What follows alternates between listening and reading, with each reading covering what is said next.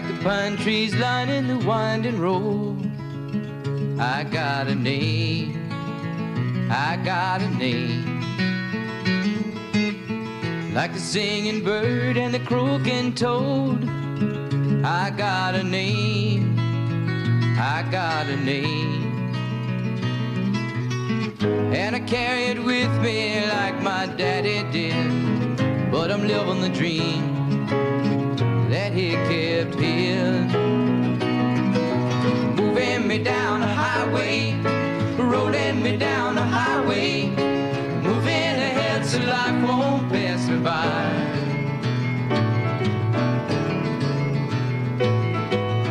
Like a north wind whistling down the sky, I got a song, I got a song, like the whippoorwill and the babies cry. I got a song, I got a song, and I carry it with me and I sing it loud. If it gets me nowhere, I go there proud. Moving me down the highway, rolling me down the highway, moving ahead so life won't pass me by.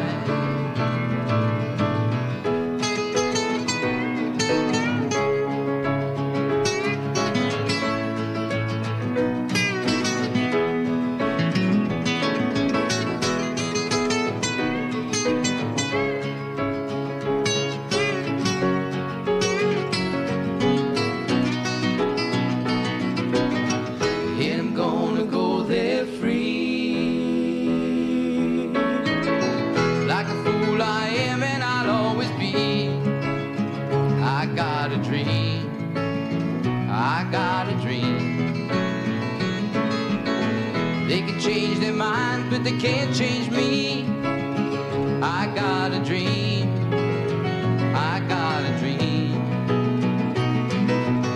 Oh, I know I could share it if you want me to. If you're going my way, I'll go with you. Moving me down the highway, rolling me down the highway, moving ahead so life won't pass me by. Moving me down the highway, rolling me down the highway, moving ahead so life won't pass me by.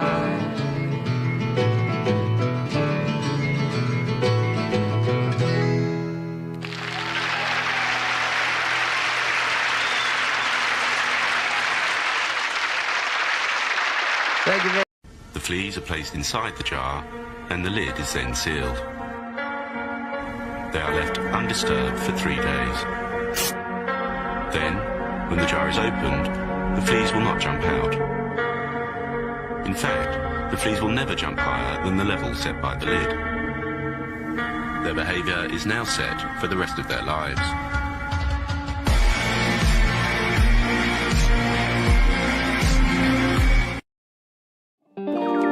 Broadcasting live from the Free Speech Studios.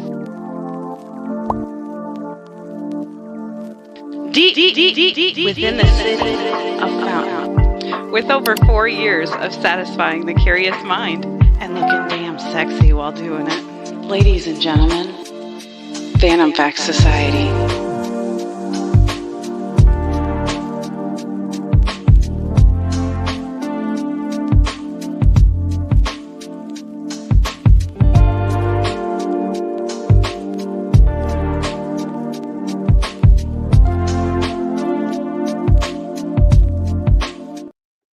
Broadcasting live from deep in the heart of Kansas City on a very special Saturday night broadcast. I am your host, Corey, with Phantom Society, here with my beloved co-host, Chris. Hey. Hello. I thought you were working on that back. I gave up. AI has let me down. No, if you just go to settings, actually, go to virtual background right there. Oh. But and the reason why is because we do have special guests joining the show.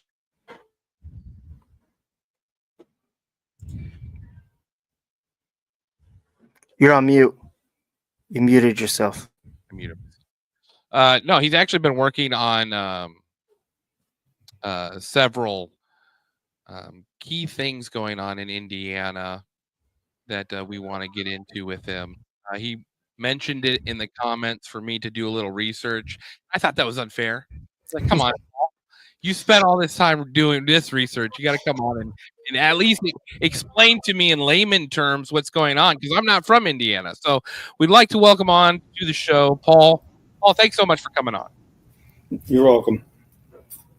Now, Paul, can you just give me a little insight about what started your journey into investigating what was going on with the Attorney General, with the murder of this nurse in Indiana? What started you really getting involved in your local politics? We were having some problems with the Indiana State Police, so I just started looking into what they were doing and making record requests, and they found out that the records they wouldn't submit to the records request, and it just kept going on and on. How long ago was this? It started back in January 2023. Oh, wow. Yeah. What would you say was the tipping point for you as you were starting to look into you said the state police, correct? Yes, the Indiana State Police. Yeah. They were just in the town that I lived in, and constantly, and they were extorting money and all kinds of things. And really? Then when I started looking into it, I found out about that nurse, and then I started making records requests, and they claimed that Axon Enterprises was going to send me a records request, and then I found out later on that Axon didn't know anything about it, and just all kinds of things. You just given the old reach around. Yeah. Is that the right term? I don't think that's the right term. No, but, I mean, they're putting him on a goose hunt, almost to like lose interest or something. It feels like. Leaving you on a crazy paper trail that produces nothing every time. And have you ever paid attention to like First Amendment audits on YouTube, Paul? Yes, I watch them occasionally. And there are some ridiculous ones out there, but Long Island Audit is one of my favorites. Yeah, I watched that one. Yeah, he's so calm and sometimes he gets riled up, but it's hard not to when you start to see real corruption at your local level. Like, it's a different thing when we sit and talk about, what's going on the federal level and they're shipping money everywhere. But when it comes to like the local level, these are your neighbors. These are people that live with you, people that, they know the rules for engagement. You know that. They know that. And so it had to have been a little disheartening at first when you discovered this.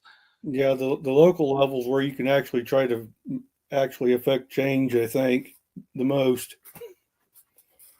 Yeah, that's all you can really affect is at your local level. And I think if you start changing local things, then the rest of it will start falling in line. Well, and that's the thing. People think like the local level. What does that mean?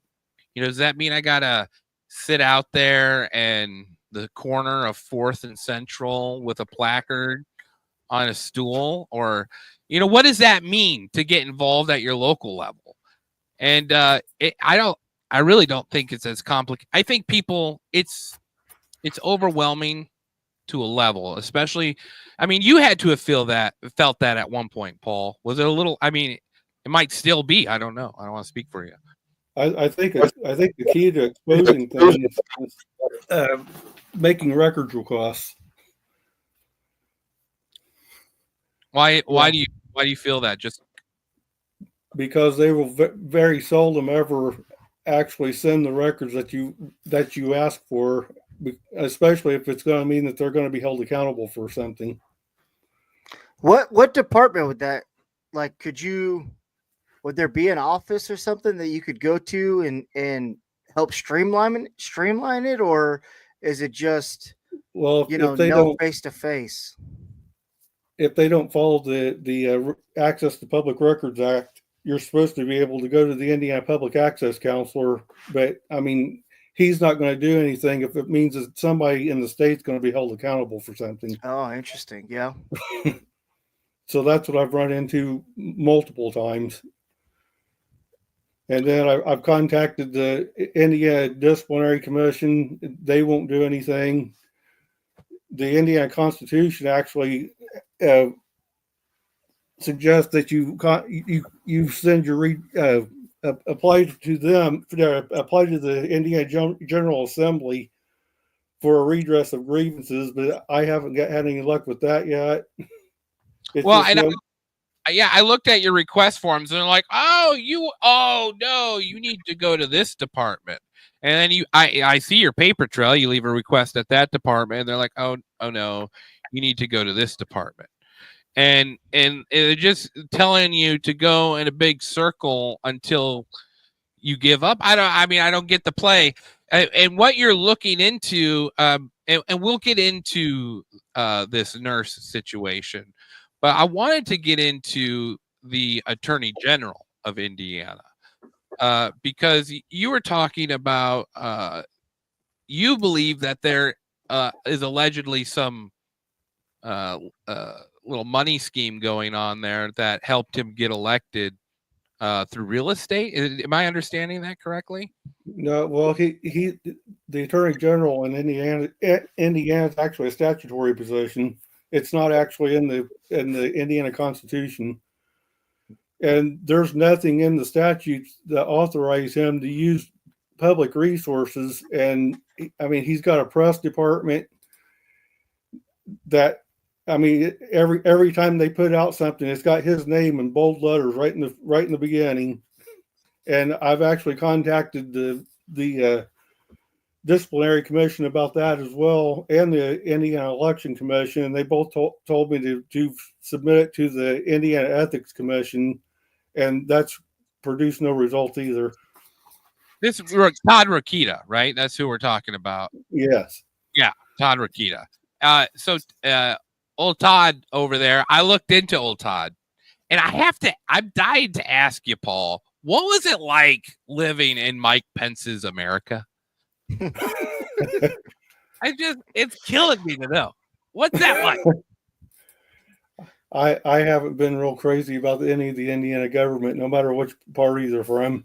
No. I want dirt on old Mike Pence, because that guy just makes me sick to my stomach. There's nothing. Oh, I mean, and I was never able to place it, but I've never, I was raised in Iowa, so we had, we had better crop and yield, and so we had to worry about that stuff instead of wow. Wow. But for Indiana, I mean, well, they all play holier than thou here. Yes. Oh, that's got to be horrible. Yeah, what I'm not understanding, like, with pushback from yourself and then with the family of the victim, like, even if there was some wrongdoing in the state or anything, I mean, answers, there needs to be answers. There needs to be something or someone held accountable for this. And just Are you talking about the nurse now? Yes, sir. Yeah. If you looked into the media accounts of that, I mean, like the Associated Press, there was only like 6 lines. Yeah, no, that's wild. Story. I mean, if you look in the petitions that I have, the petition about that, there's actually a link. And I'm just sharing a screenshot right now for anyone that wants to take a look at this little story here. Can you read that? That's a comment on Facebook. That's not actually the petition. No. Yeah, this is what I want. I want to bring that up. I've got the petition pulled up too, but as far as this nurse goes, now what's the official story of what happened to her? The only thing I know is what you can find online. I didn't know her, and I don't know her family or anything. It's just what I found online about it. And I actually only lived about 4 miles away from where that happened, and I really didn't hear anything about it at the time. Now, are you in a smaller community? I've moved now, but it was the town, the city is like 4,300 people. Okay, so that's like the towns I grew up in. Yeah. Not very big. So you would have known something about this if it had happened. And the whole county only has about 11,000 people, so I mean it's not a big place. And how I understand the story is that she was in a hotel and they evacuated the hotel because she made terroristic threats. That's what they claim. And then they broke in the door and she pulled a gun on them and they shot her dead. And that's the end of the story. Now, this comment here, I'm going to read it. It says, I know the family isn't involved in this investigation at all. Her parents wrote a note after her death and wishes was to let her rest in peace. I just want to say that, yeah, there's clearly more to the story and we all reap what we sow. Her family has been through a lot. Just saying thank you to the ones who want corruption accounted for. But sometimes that comes with risk and risk that could be harmful. Just keep that in mind. Yes, in my opinion, she deserves justice, but that doesn't matter. What matters is her kids and parents and family. And I want to point out they're talking about law enforcement here. Well, how so? I mean, that talking about it coming with risk and stuff. Yeah. This was the Indiana State Police that was involved in this. So I mean, obviously that's who they're talking about. Yeah, because you push back against the state and you don't know what kind of harassment or what would come of that, and it's just you're opening up more cans of worms in that situation, because it seems like what you described and whatnot with pulling the gun and everything. It's almost like it makes you think, in a sense, really what's going on, and if you do want to get involved, because you don't know what outcomes will come of that. I mean, that whole story kind of that petition has several questions that I have that I believe a follow-up story would, and I actually contacted the Associated Press several times requesting a follow-up story, and they won't respond to me. And we shared that. I contacted a local radio or a TV station, and they didn't want to have anything to do with it. But it's just this one, like 6-line narrative that they're putting out, and that's all they want to say about it. And here's several questions that need to be answered regarding the very suspicious occurrence. And this is from your petition here. And I just want to go through it because it's interesting. And I wanted to.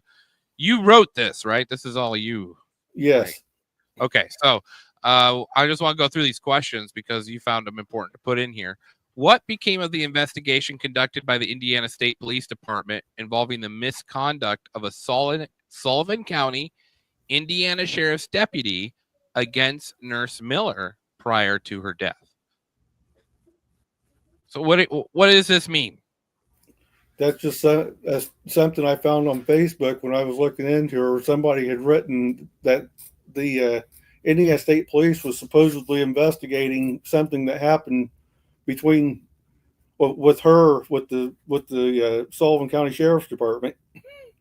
So did you ask for Freedom of Information Act regarding that? No, I haven't made any records requests about that case. So this is just, because I mean, you're getting how many signatures have you gotten on this? 200 verified signatures so far. Hopefully we get you a little boost here.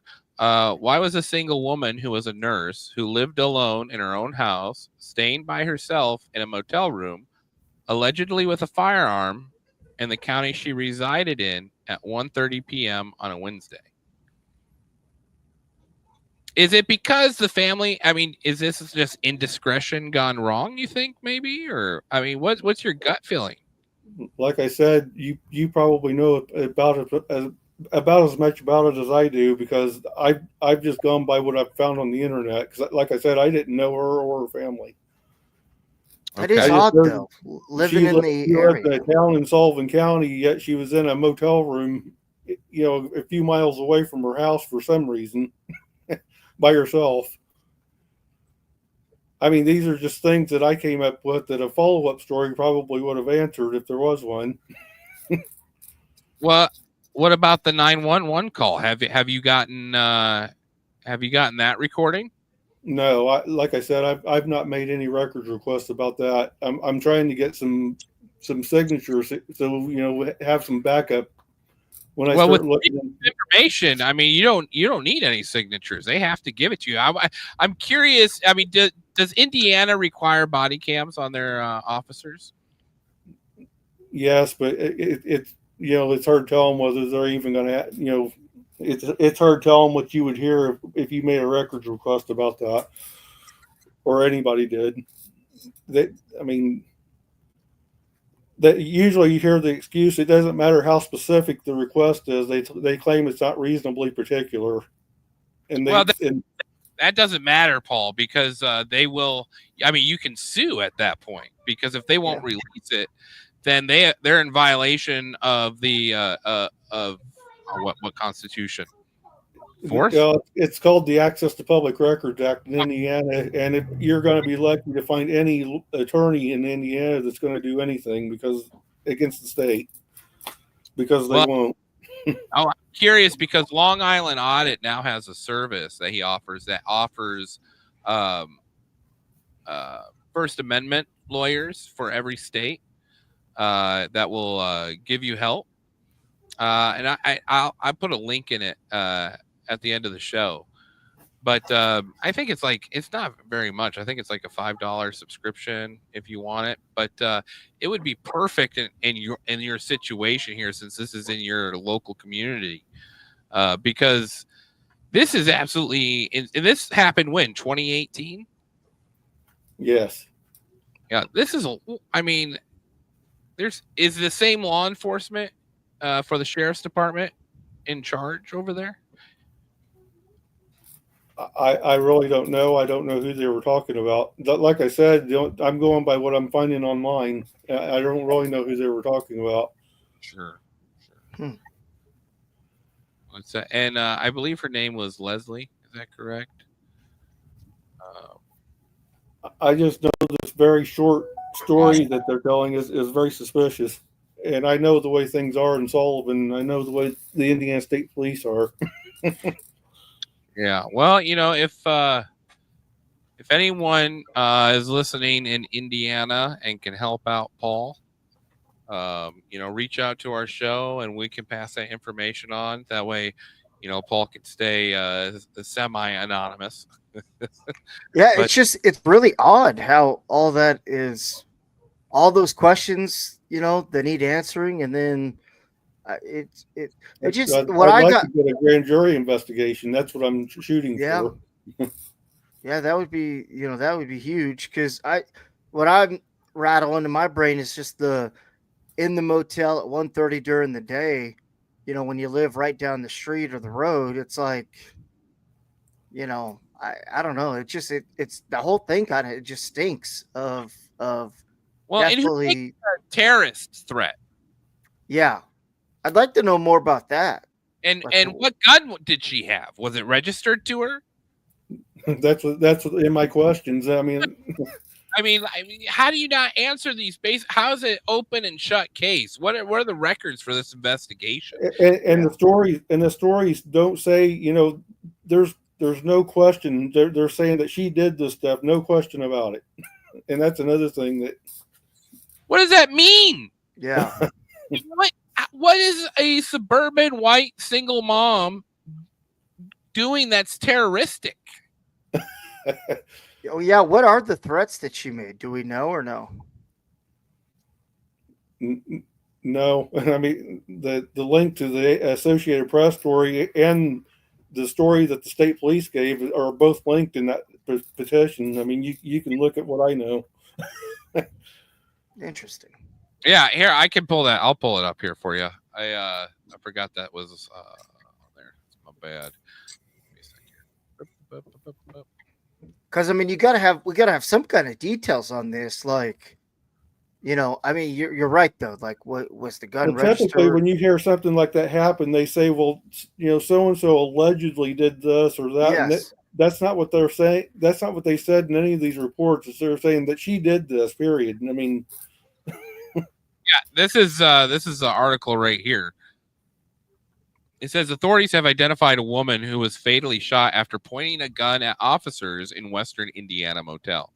Indiana State Police said Thursday that preliminary autopsy results show 49-year-old Leslie Shane Miller of Shelburne died of gunshot wounds to her chest. Gunshot wounds to her chest. The shooting occurred Wednesday at the Days Inn Motel in Sullivan. After state and local police responded to reports of a disorderly woman refusing to leave the motel. Officers, okay, so she wasn't making terroristic threats. Officers spotted Miller in a hallway, but she ran into her room and locked the door. Officers went into the room, but left after seeing she had a gun. Police evacuated the motel. SWAT team members entered the room and shot Miller after she pointed her gun at them. The shooting remains under investigation. And that's it. That's it. No news on the investigation. and there's no follow up. And disorderly woman that wouldn't leave a hotel. But why was she there in the first place? Like. Well, I mean, let's be honest, dude. It would appear to be a booty call. I mean, I don't, or running or hiding from something. I don't know. Yeah, I mean, usually you're right. Why are you in a hotel at random times? You're either. Was it 1:30, right? 1:30 in the afternoon? Yeah. Afternoon.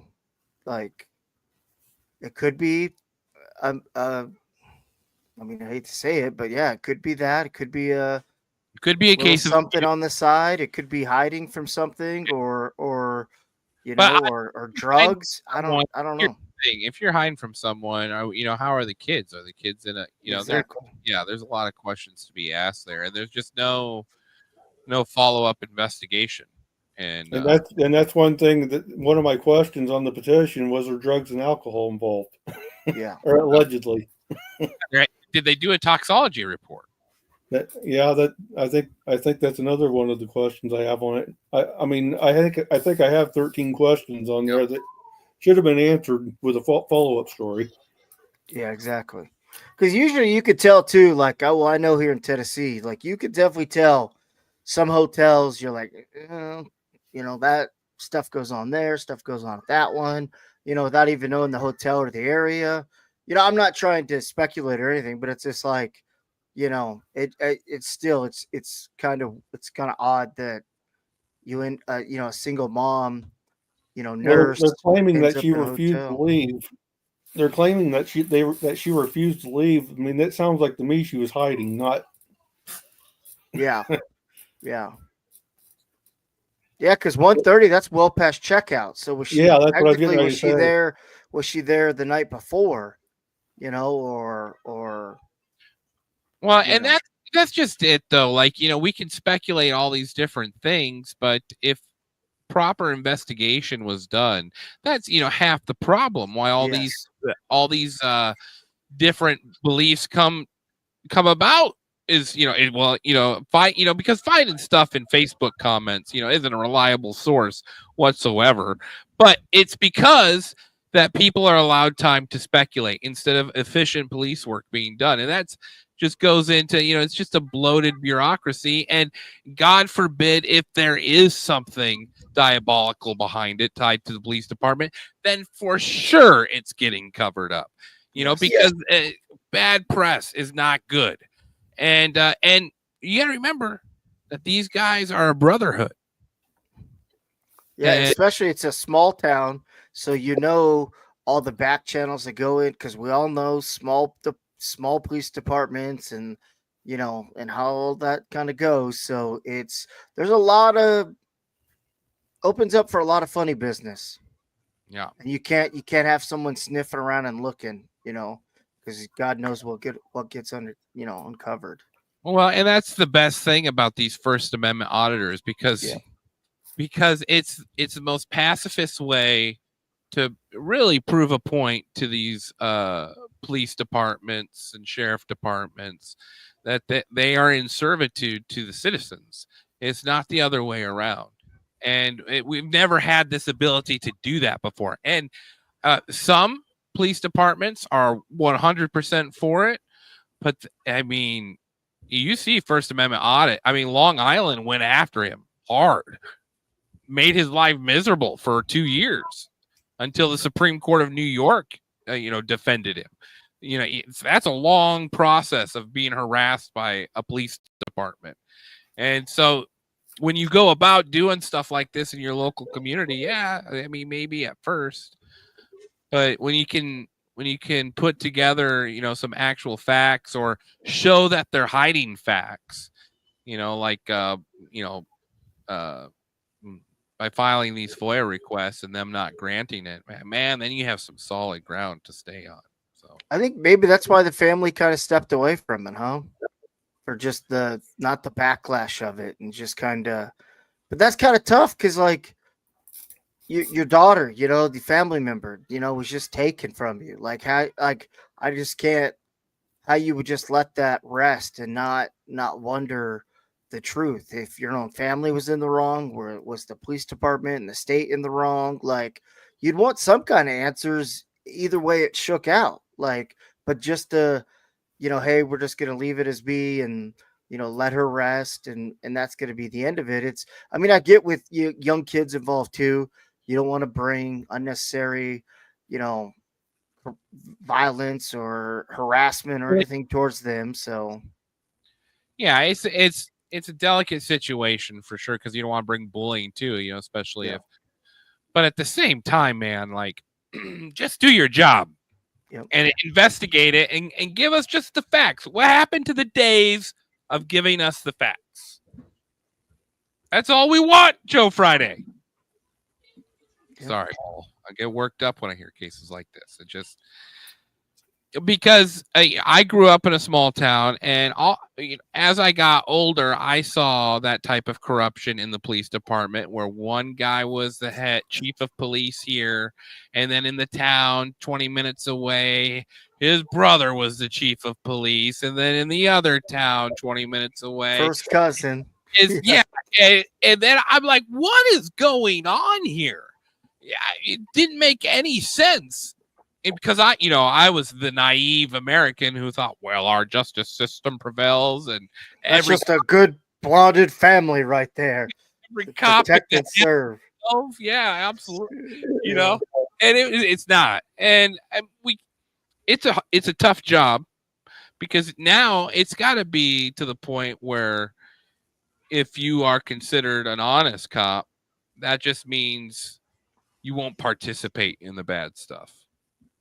And it's like that's not a good spot for the police force to be in. And not all police forces are like that, but it's very easy if and we were talking about this at work the other day, but I don't know how old you are, Paul, but you sound seasoned. And I feel like I remember growing up, it was like the dying gasp of local newspapers. And now in these small towns, there's no real local newspaper. You might have the shopper with all the, deals at the grocery store, but where's any reporting going on?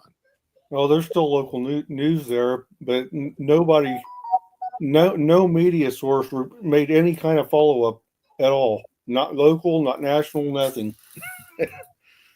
It was just forgotten as soon as that one story came out. Yeah. Well, it didn't fit the narrative, No. It didn't match what was going on. They were all hating on Trump at that moment. That was the Trump hate train. I feel like they probably were told that that's what they were going to report, and that was the end of it. Side, yeah. Well, especially Mike Pence's vice president at that time. You don't want it coming out that the police force has ill intent in his home state. That he, yeah.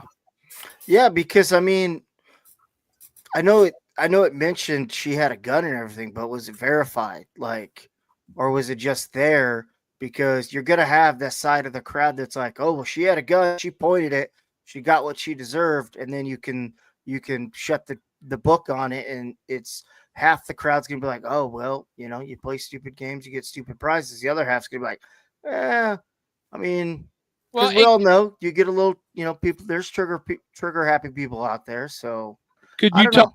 could you talk to the motel staff? Is anyone left over there that was there that day? Was she being belligerent, or was this just made up? I have no idea. And like you read, it said there was going to be an investigation, but here 7 years later, or close to over 6 years later, there's been no other follow up. Well, if it, yeah. Well, hopefully this gets out. I'll share the link with you, Paul. You can share it out to all your media, our friends on social media there, and maybe we can. Do we get Spike involved? That's a great idea. A little research for you, Paul. You might want to write this website down. It's called youarethepower.org. Oh, I better check that. Check that.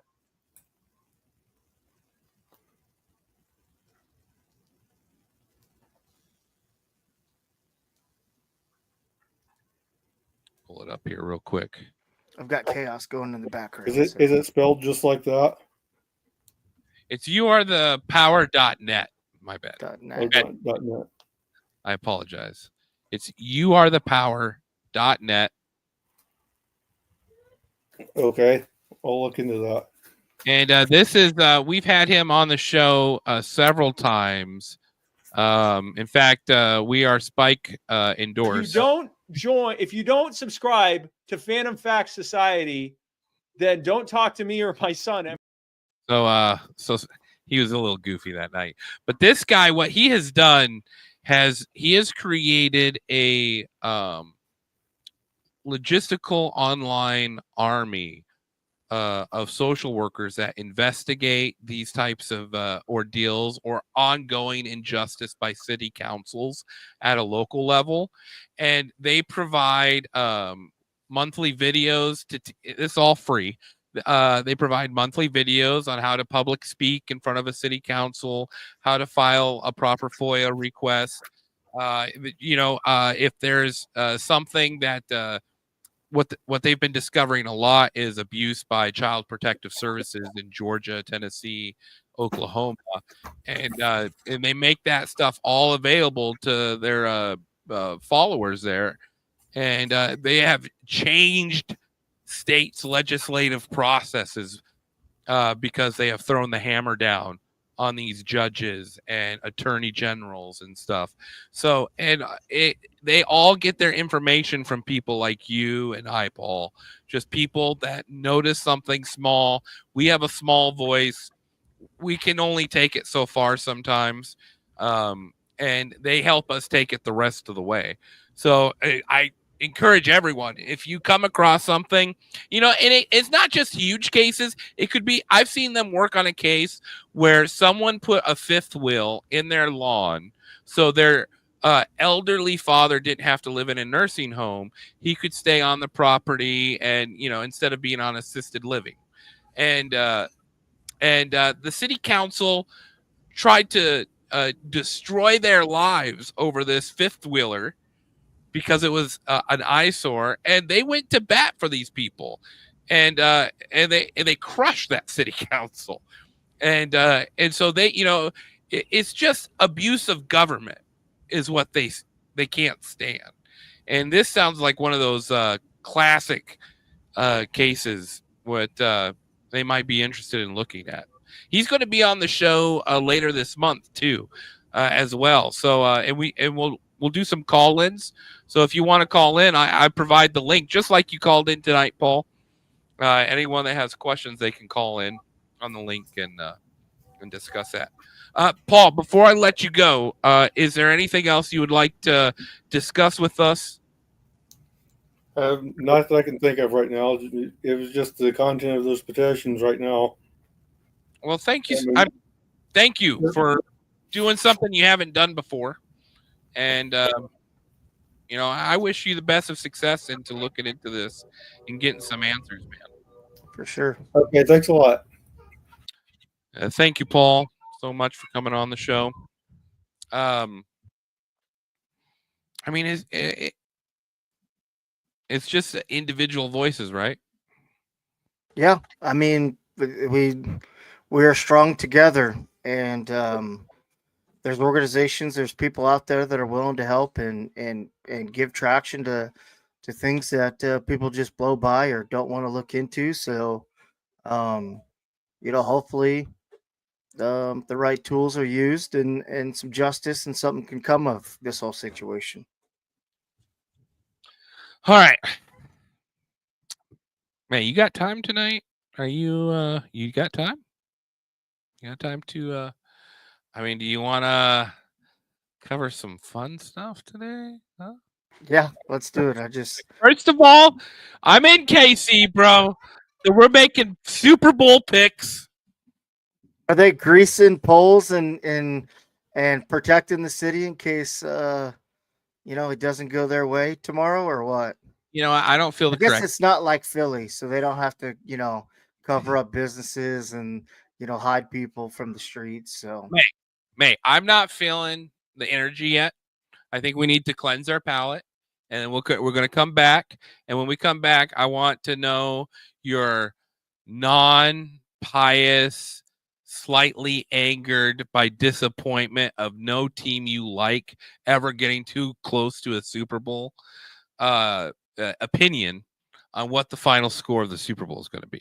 Because I can't handle the bitterness now. What are you, a Titans fan, or what did you switch to this year? stop it. You were a Titans fan, and then you were a Lions fan. Was that what you were? No. And then I've liked the Bengals since Palmer, but being in Tennessee, right. I mean, it just makes it easy. It's disgusting. I have to cleanse my palate. And for people like you that have 10 favorite teams, I don't have 10 favorite teams. This is what Alex Jones thinks of you. Oh, like I'm putting chemicals in the water that turn the friggin' frogs gay. Do you understand that? Turn the friggin' frogs gay. Serious crap. Gay. Frogs, friggin' frogs. It's not funny. I'm gonna say it real slow for you. Gay. Frogs.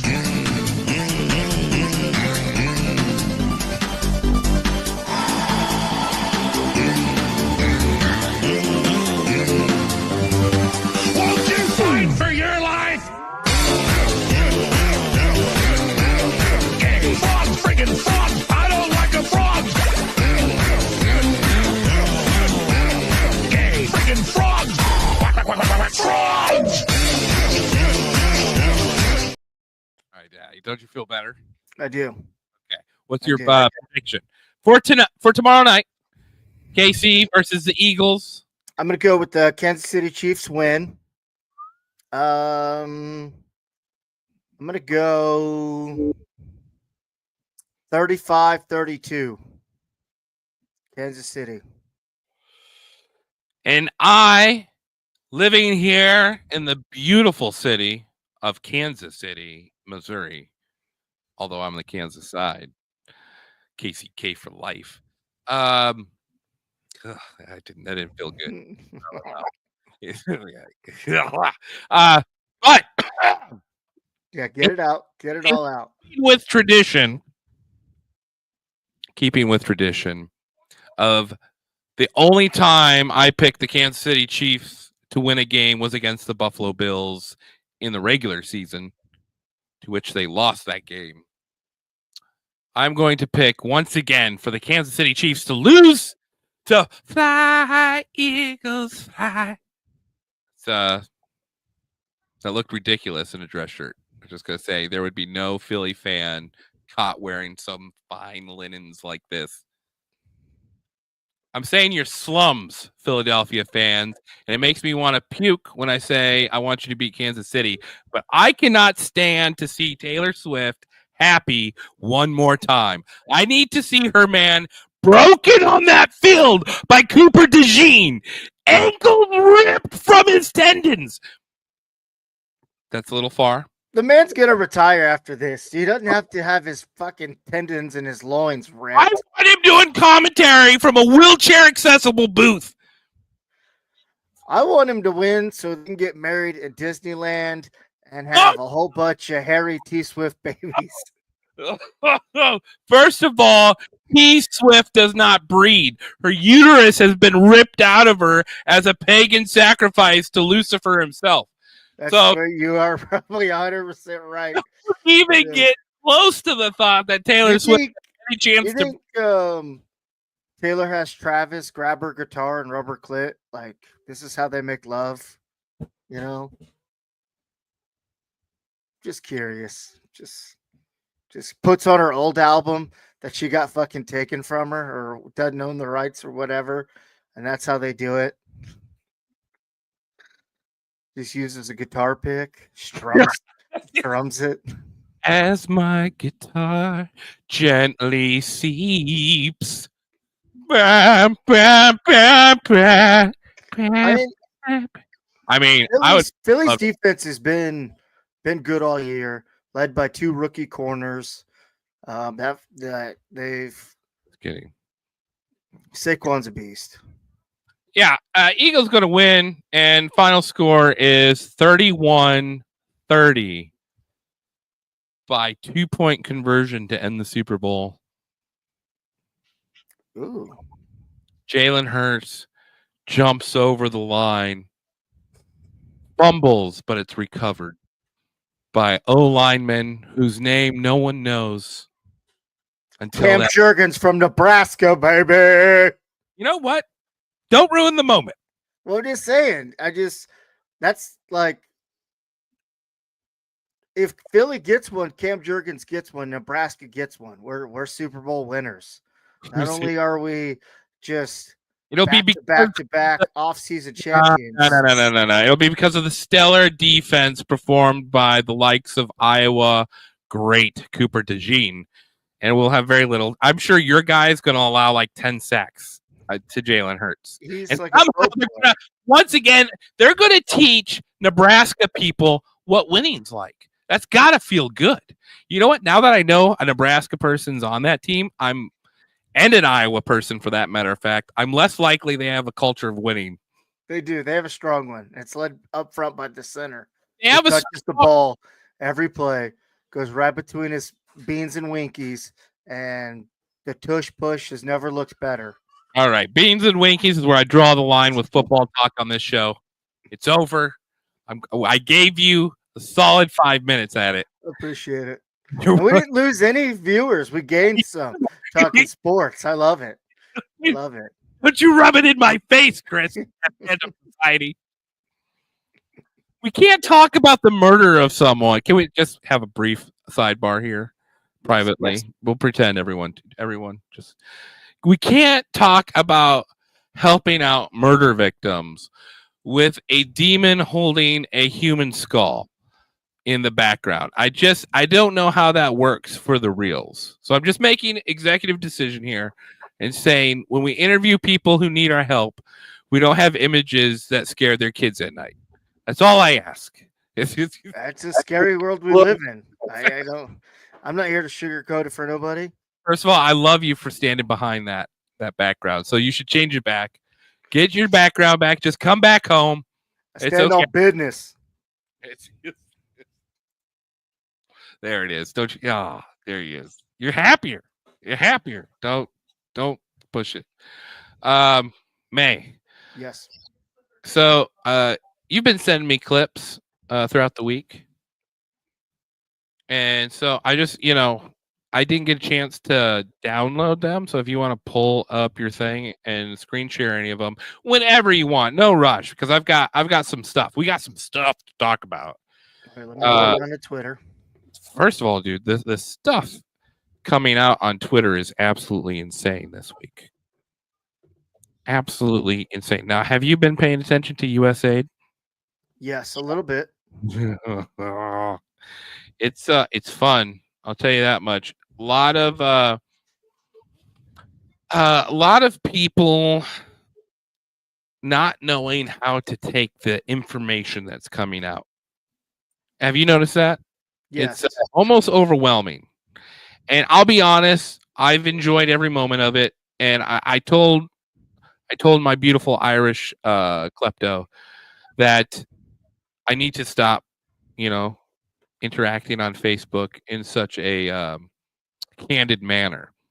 But it's fun because I feel like for the first time in 7 years, we here at Phantom Facts have been completely vindicated on everything we've been saying. We have been called every wacko under the sun, and just because we had one Flat Earth Dave interview, we had 2 Flat Earth Dave interviews, now we don't have any credibility. And first of all, somehow that out of everything we've talked about as far as government conspiracies is our most viewed thing on YouTube, which is ridiculous. The following, baby. I mean, even Bart Sabrell with not going to the moon, having a 72-hour sermon with us, while he was in There was, Asia. hey, as Bill Burr said, even Oprah had to build her career off the heads of the midgets. So we had our own midget stories, little people stories. My apologies. That's really, it's really horrible. So I thought we'd do like maybe a little USA overview. Yeah, let's just sort of. I will say I want to see this one ad during the Super Bowl if I can show it. Oh, yeah. Share your screen first if you want to. Pop it up. I've got I love. Can we talk about how Super Bowl ads? Oh, here we go. Okay. How does it work? Full screen on it here. Okay. Wherever the video is, you see the little little over. Yeah. Boom. All right. Let's see this. I'm not gay no more. I am delivered. I don't like men no more. I said I like women. I'm not gay no more. I am delivered. I don't like men no more. I said I like women. I'm not. Okay. All right. Bud Light really hard there. Yeah, I'm open Bud Light opens kickoff with that. I really do. They're back with a vengeance. How is the NFL? How is Google not DEI anymore, and the NFL still is? How did that happen in our America, where the NFL holds on to DEI longer than Google did? I can't talk about it. Well, list of everything the USAID has done here. Let me just pull it up. Citywide, the 3rd precinct has been compromised. Here's how your government stewards your tax money through USAID. Now, we talked about this Wednesday on the show a little bit, but just for a little recap before we go into this. USAID, when you hear that, USAID, a lot of people think, God, that is why we as Americans are the best country in the world. We give $80 billion a year or more to charitable, taken from our taxes. Unwillingly, but we're okay with the charity part of our taxes and the building of the road part of our taxes. And so we were told, it's all going to USAID.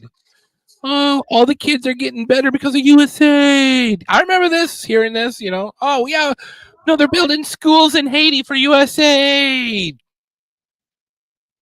You remember hearing about USAID? Well, no, what actually was happening?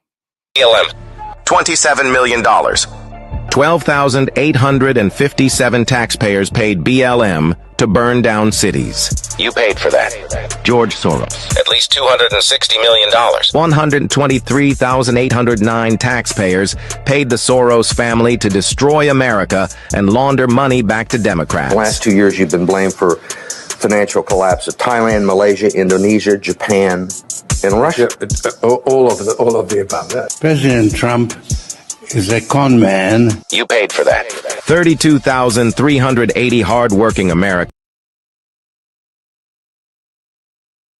You can stop me because I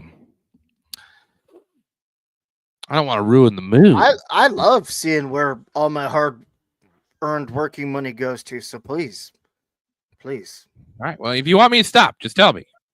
No, this gives me so much joy to see. Paid the WEF. Sorry, I'm bad at figuring out when to start us up. You good? Yes, go. $68 million. I found out that AID has given money to support the World Economic Forum. Why would the United States taxpayer be subsidizing the World Economic Forum when everybody that arrives over there arrives in a Gulfstream G5? They do not need our money. Ridiculous. You paid for that. $20 million from 9,253 Americans for Middle East Sesame Street. Do better, USAID. You paid. Now, I just want to focus in on that one because $20 million for Elmo in Pakistan or wherever the fuck. And the crazy part is they showed a little clip there. We said to make an Iraq Sesame Street. Now, I love Sesame Street when I was a kid. But that was because it was made for us. Yes. And now look, May, at what Sesame Street is in Iraq. This liberal bullshit.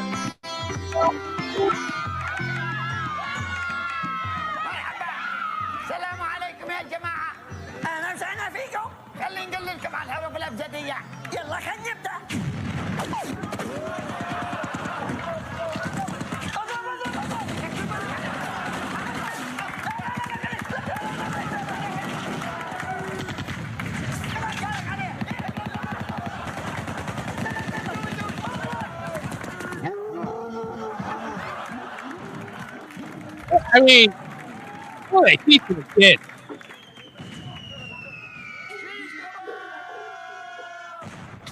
Wow. Yeah, I mean that's the right propaganda they want. $20 million. There's no Cookie Monster or Oscar the Grouch, huh? It's or is that Sesame Street? Sesame Street. That's Sesame Street. Yeah. So.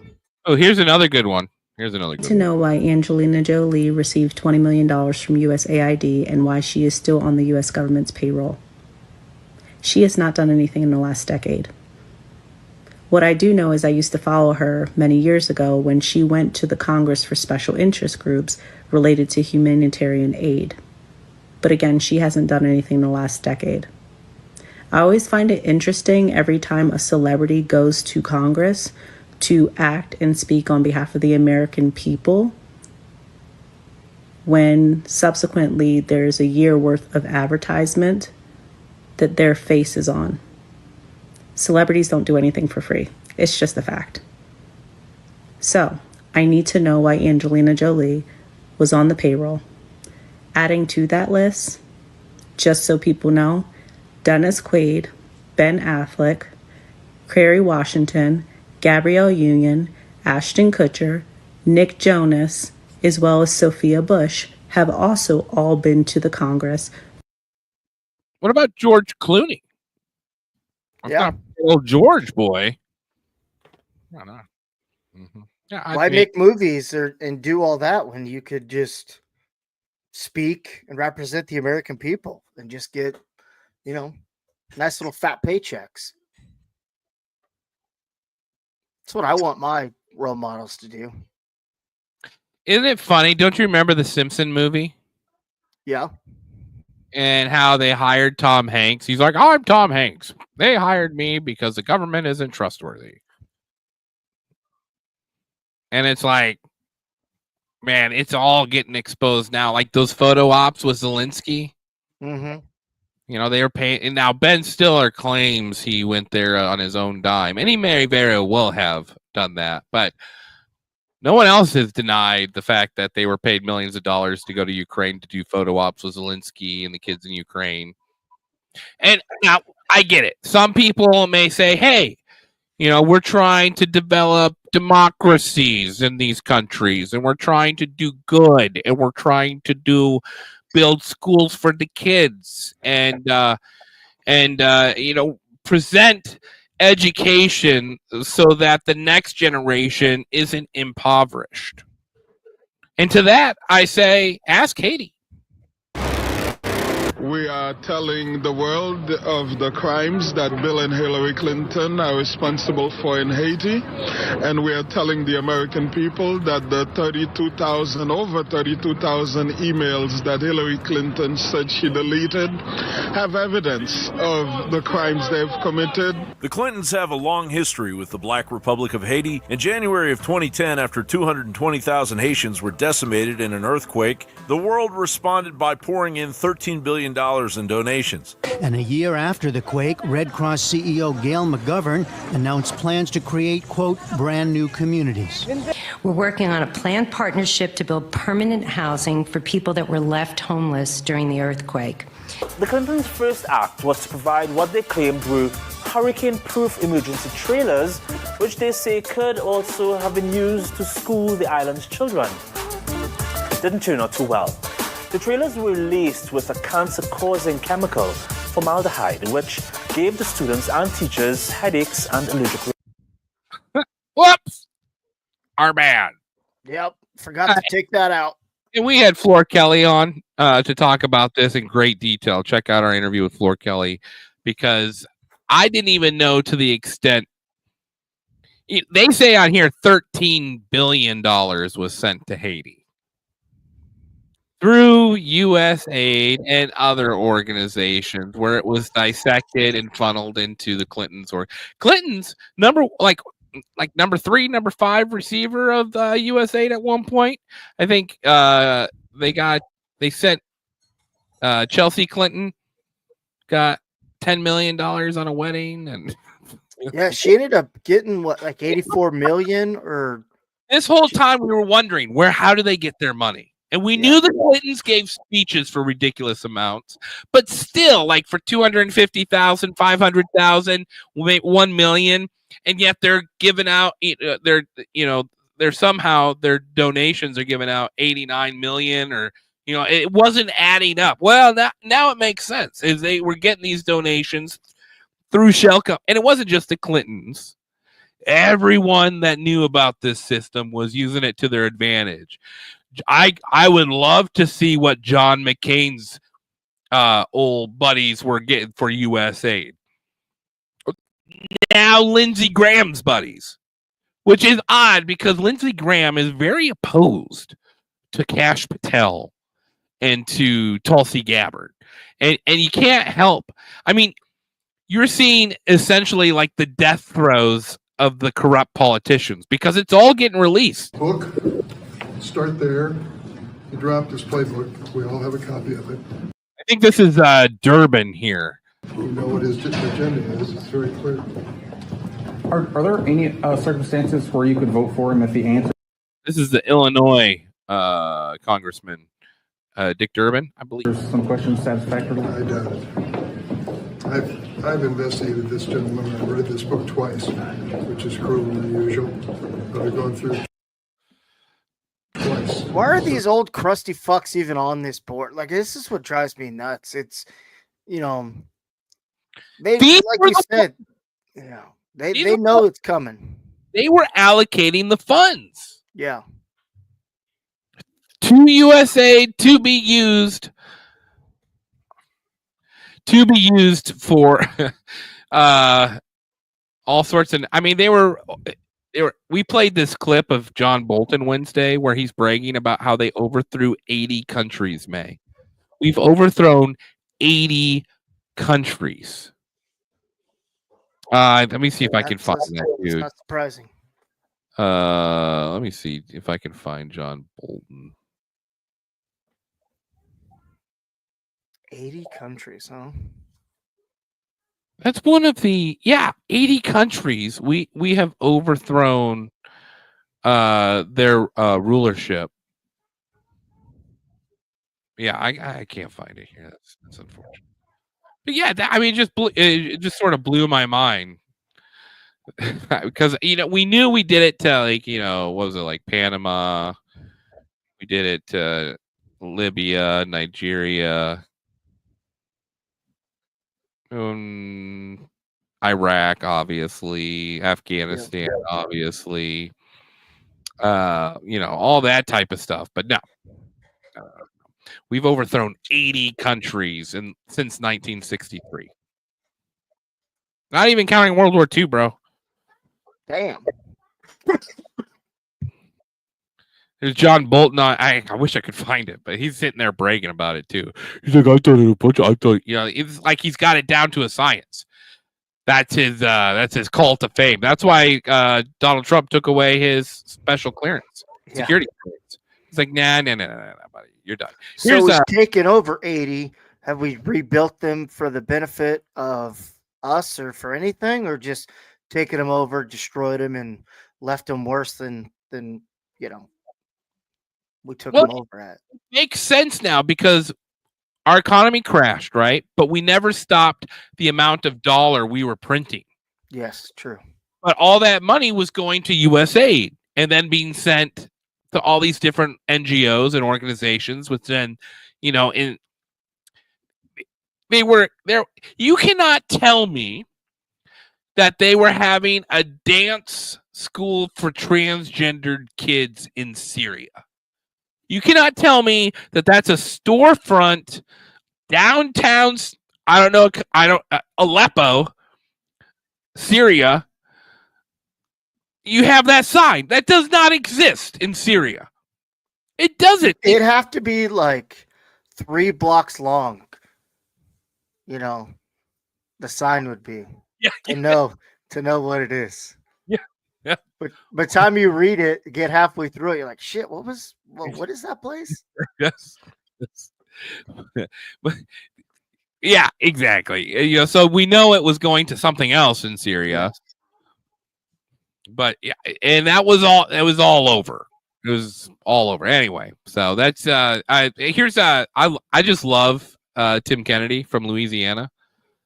He's just sort of that like Southern lawman. This is the kind of stuff Mr. Musk found.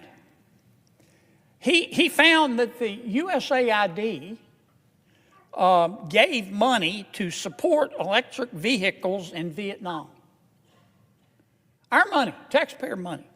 He found that USAID gave money to a transgender clinic in India. I didn't know that. I bet you the American people didn't know that. He found that the USAID gave $1.5 million to a Serbian LGBTQ group called Grupa Izladaji. I probably mispronounced that. My apologies. Anyway, they got $1.5 million to, quote, advance diversity, equity, and inclusion in Serbia's workplaces and business communities. What else did Mr. Musk found that my colleagues don't want to talk about? Well, he reviewed a study and then went and checked it. The study was done by the Middle East Forum. They found that USAID spent $164 million to support radical organizations around the world. We're not talking Cub Scout troops here. We're talking about radical organizations around the world. They gave $122 million of that to groups aligned with foreign terrorist organizations. Our taxpayer money. According to this report in Mr. Musk, the USAID has given millions of dollars to, quote, organizations in Gaza controlled by Hamas. Why aren't my colleagues talking about that?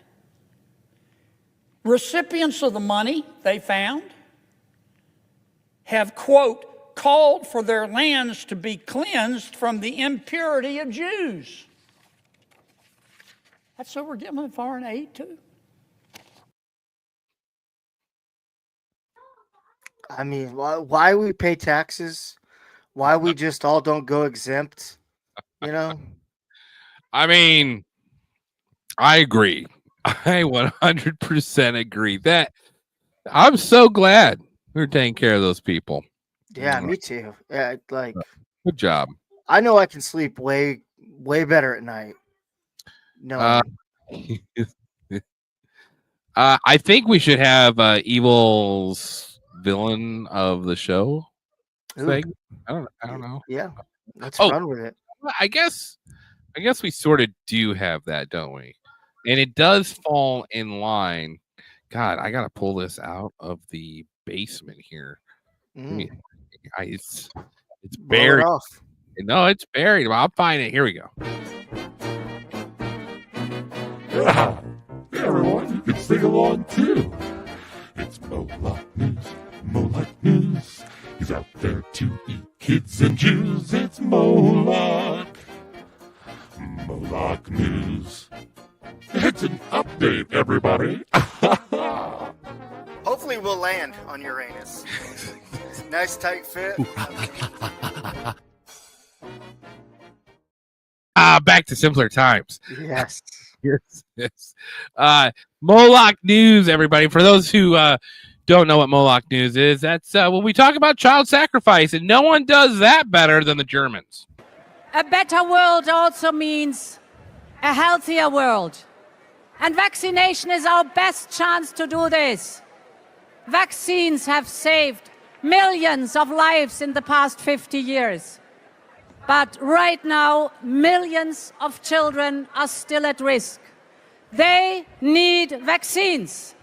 So we must continue to support vaccination around the world. And today, I am pleased to pledge $290 million for Gavi, the Vaccine Alliance. Oh, who's ran by? Gavi! In cahoots with old Bill Gates over there. Now, can I just say, can we not leave the encouragement for worldwide vaccination left to the Germans? True. They keep They need to sit this one out. They need to sit it out. Let the Italians do it.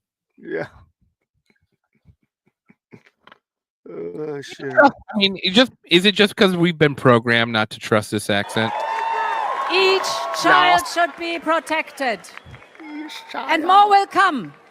Together with Gavi, we have the goal to vaccinate 500 million children by 2030. Europe will do its fair share. You can count on us, my friends. A better world. They won't be able to reproduce, but they will be happy. Yes. Don't worry, Heilbachs. Stop it, guys. I want Bill Gates to calm the fuck down, get back into Microsoft, and create me a better Xbox. Dude, Bill Gates is in panic mode right now. I don't know if you've seen his interviews, but I mean, the dude went on The View, which, first of all, if you have to find comfort on The View, yeah, it is not going well for you. No. Great to have you at such an important time for the country, because it seems like this was earlier this week. I think like Monday, Tuesday. Today's tech billion. Also, just going to throw that out there again for the listening audience. Bill Gates has 30 people working on his public image. He pays the salary of 30 people just to focus on making Bill Gates look like the handsome devil he is. Can you imagine? I wish I had that kind of money. That'd be great. What would you look like with 30 people working on your public image? Like a stud muffin. It's not just about your look, like. No, I know. My whole personal image, everything would be just fucking cocked up, rock solid. I mean, I'd be well on my way to anything. Your Twitter profile would just be full of inspirational quotes from books you've read. Yeah. Yeah. I'd be in the lab creating vaccines, buying farmland. Just. So you would become evil then, is what you're saying. 1,000,000,000%. Yes. Yes. If you can't beat them, join them, right? So are shifting rightward, and first of all, look at how awkward Bill feels right now, dude. Like, and what I feel is over the weekend they broke into USAID. Broke in. Let's break down that term. They legally went there under executive order and halted the process of that building under the rights of executive order. So they didn't break into anything. They did, however, take a gander at what's going on there. And I feel old Billy Boy's trying to get ahead of this. And I think he knows he's not going to. seem to have more power than even the VP, whose name I can't remember. Well, there's no club of these people. We're, kind of individual, and I'm very focused on global health, and crossed arms, defensive. Yeah. His eyes, dude, they're red. He's been up all night crying. I just should have never hung out with Epstein. Yeah, he just said it. I'm focusing on global health. You don't go from updating an Xbox to wanting to just focus on global health. You just can't. Hope the transition to this. Well, and now that we know Bill Gates' background and his father's ties to eugenics, it makes Mama's ties. Yeah. This administration. Yeah, I even think about that. That if they get rid of the Federal Reserve, that's both of his family lineage just destroyed. Oh, Billy Boy's going down. Doesn't interrupt some incredible work. Look at that. That's a threat, dude. I hope it doesn't interrupt. Better not disrupt me. Why? Going on. Why shouldn't it disrupt you, Bill? Well, they had some VIP seating at the inauguration, and we did notice you weren't there. What do you make of that visual? They clearly wanted to fund the inauguration. Bill Gates out of the inner circle of the president. He went to Mar-a-Lago to beg Trump. He was there for like 3 hours. Remember, he did the whole interview with CBS. And who knows what Trump said to him, but old Billy Boy is realizing I don't think it's going to happen. They wanted it to be a great inauguration just for the good of the country, no doubt.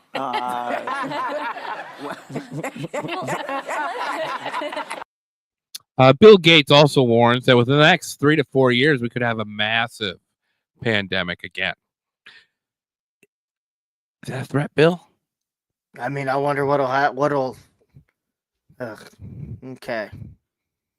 Well, that's looking forward to it. I mean, here's the thing: Donald Trump is going political John Wick right now. John Wick. He went down to the basement and he's burning all their money. He's burning it. Good. Just destroying everything. And that's what USAID is.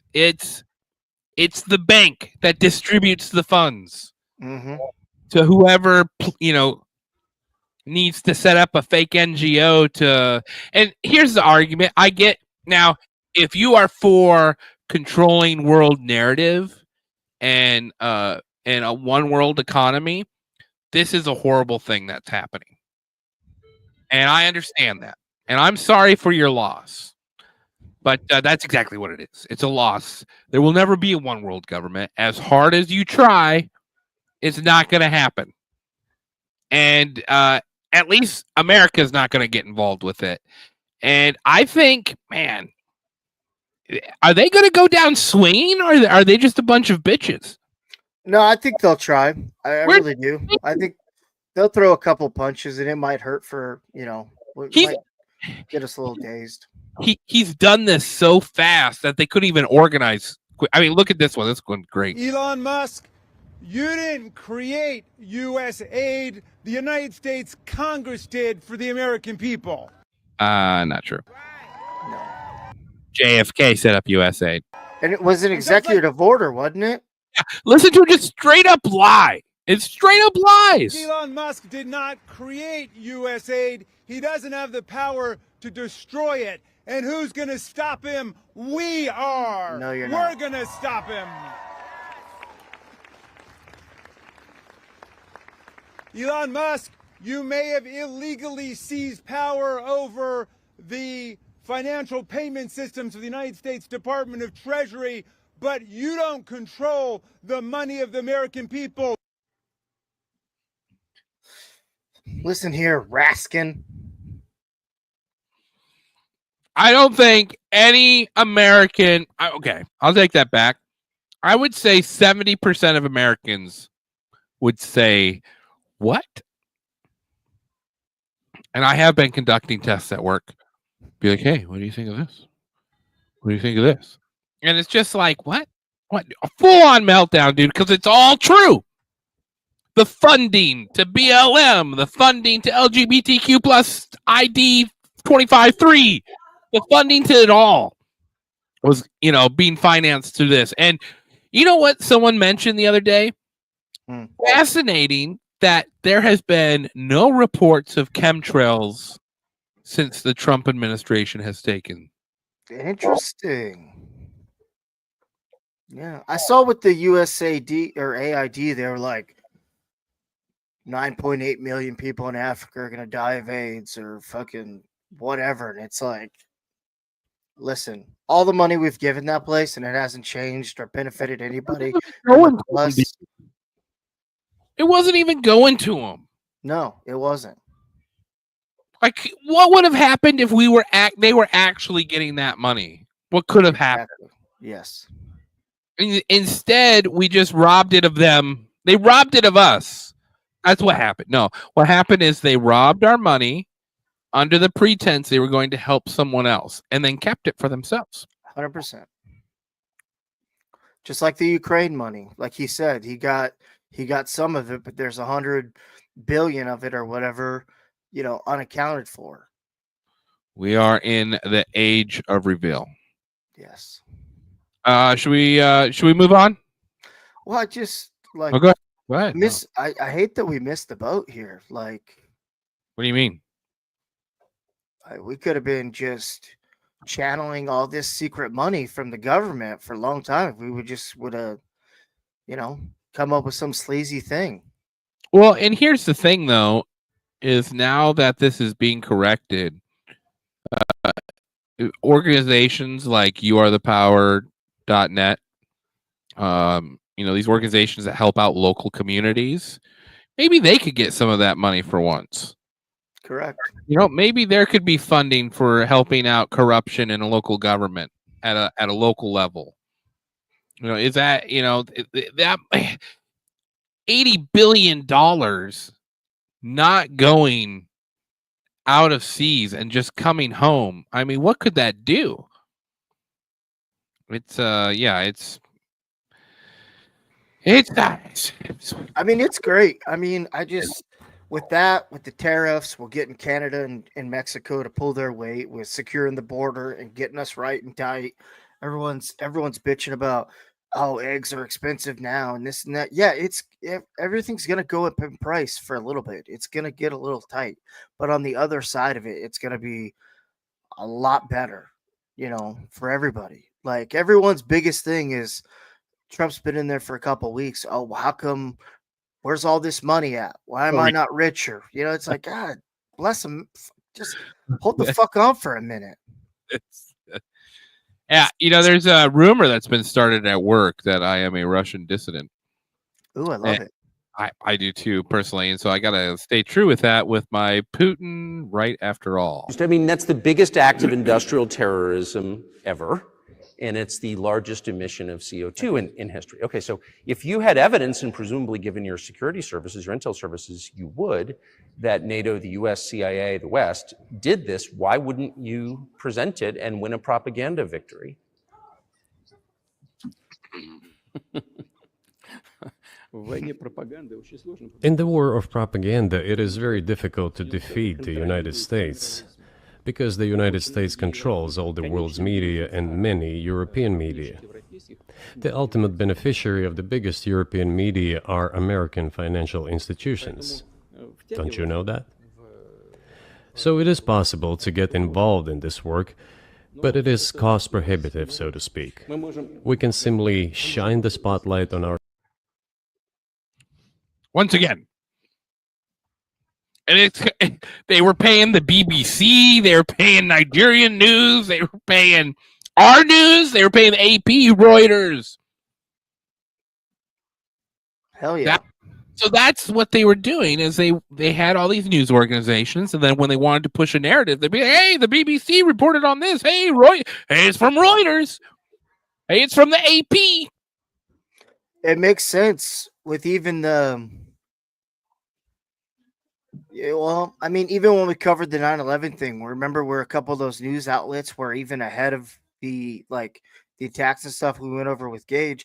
That makes sense for them to, if it's all controlled and it's all in our narrative, to push out however we want it to push out, and then you see slips like that. It's very interesting. I mean, I kind of figured we were the propaganda kings. So, I mean, we're number one. 80 countries. No one else has done that. We're number one. I mean, I said Wednesday, and I love this line. They say the sun never set on the British Empire, but the phones never hung up on the American Empire. Catchy. That deals with all the spying. They they're trying to tell Tulsi Gabbard that she's un-American because she supports Edward Snowden. I don't know if you saw any of those clips, but they brought Edward Snowden up like 70 times in every single one of them, over and over and over again. I just think it's so funny. They hate being exposed, and that's honestly what's going on, man. Also, if anyone has any comments, more than welcome to call into the show. I was just pulling up the link here for everyone if they want to join the show. More than welcome. I mean, it'll be great. It'll be great when the curtain gets opened, or just get a nice little peek, because you can already see we're getting it, and look what already is happening. All the just everyone's hair is on fire right now. No one thought that this was going to happen. We all thought it was going to be the typical politician just blowing smoke up our ass. Even Trump, we knew he was going to do some stuff, but we didn't dare think he would do anything near what he's done in just the first 15 days. And now the plan has been presented to Donald Trump as far as the release of the JFK documents, which they had 15 days to do. That was today, was the deadline. So, I mean, is Trump just going to release JFK files on Sunday? Is that just going to drop in between? He'd be like, hey, Elon, can you try not to hack into anything on Sunday? Could be a big JFK day. Well, RFK to have his moment. Oh, that's horrible. I shouldn't. Yeah. But you're right. Yeah. I mean, so we're going to find out JFK hopefully this week. Like he said, completely. And does that mean tomorrow on the Super Bowl, like at halftime, fucking all of the screens get taken over and just this massive fuck Kendrick Lamar, whoever's doing the halftime show, it's just a JFK drop. Oh, I didn't even think about Kendrick Lamar. Oh, Trump is. That's the thing. Like, this is a big deal. Yeah. This changes how history books are written from now on. Yep.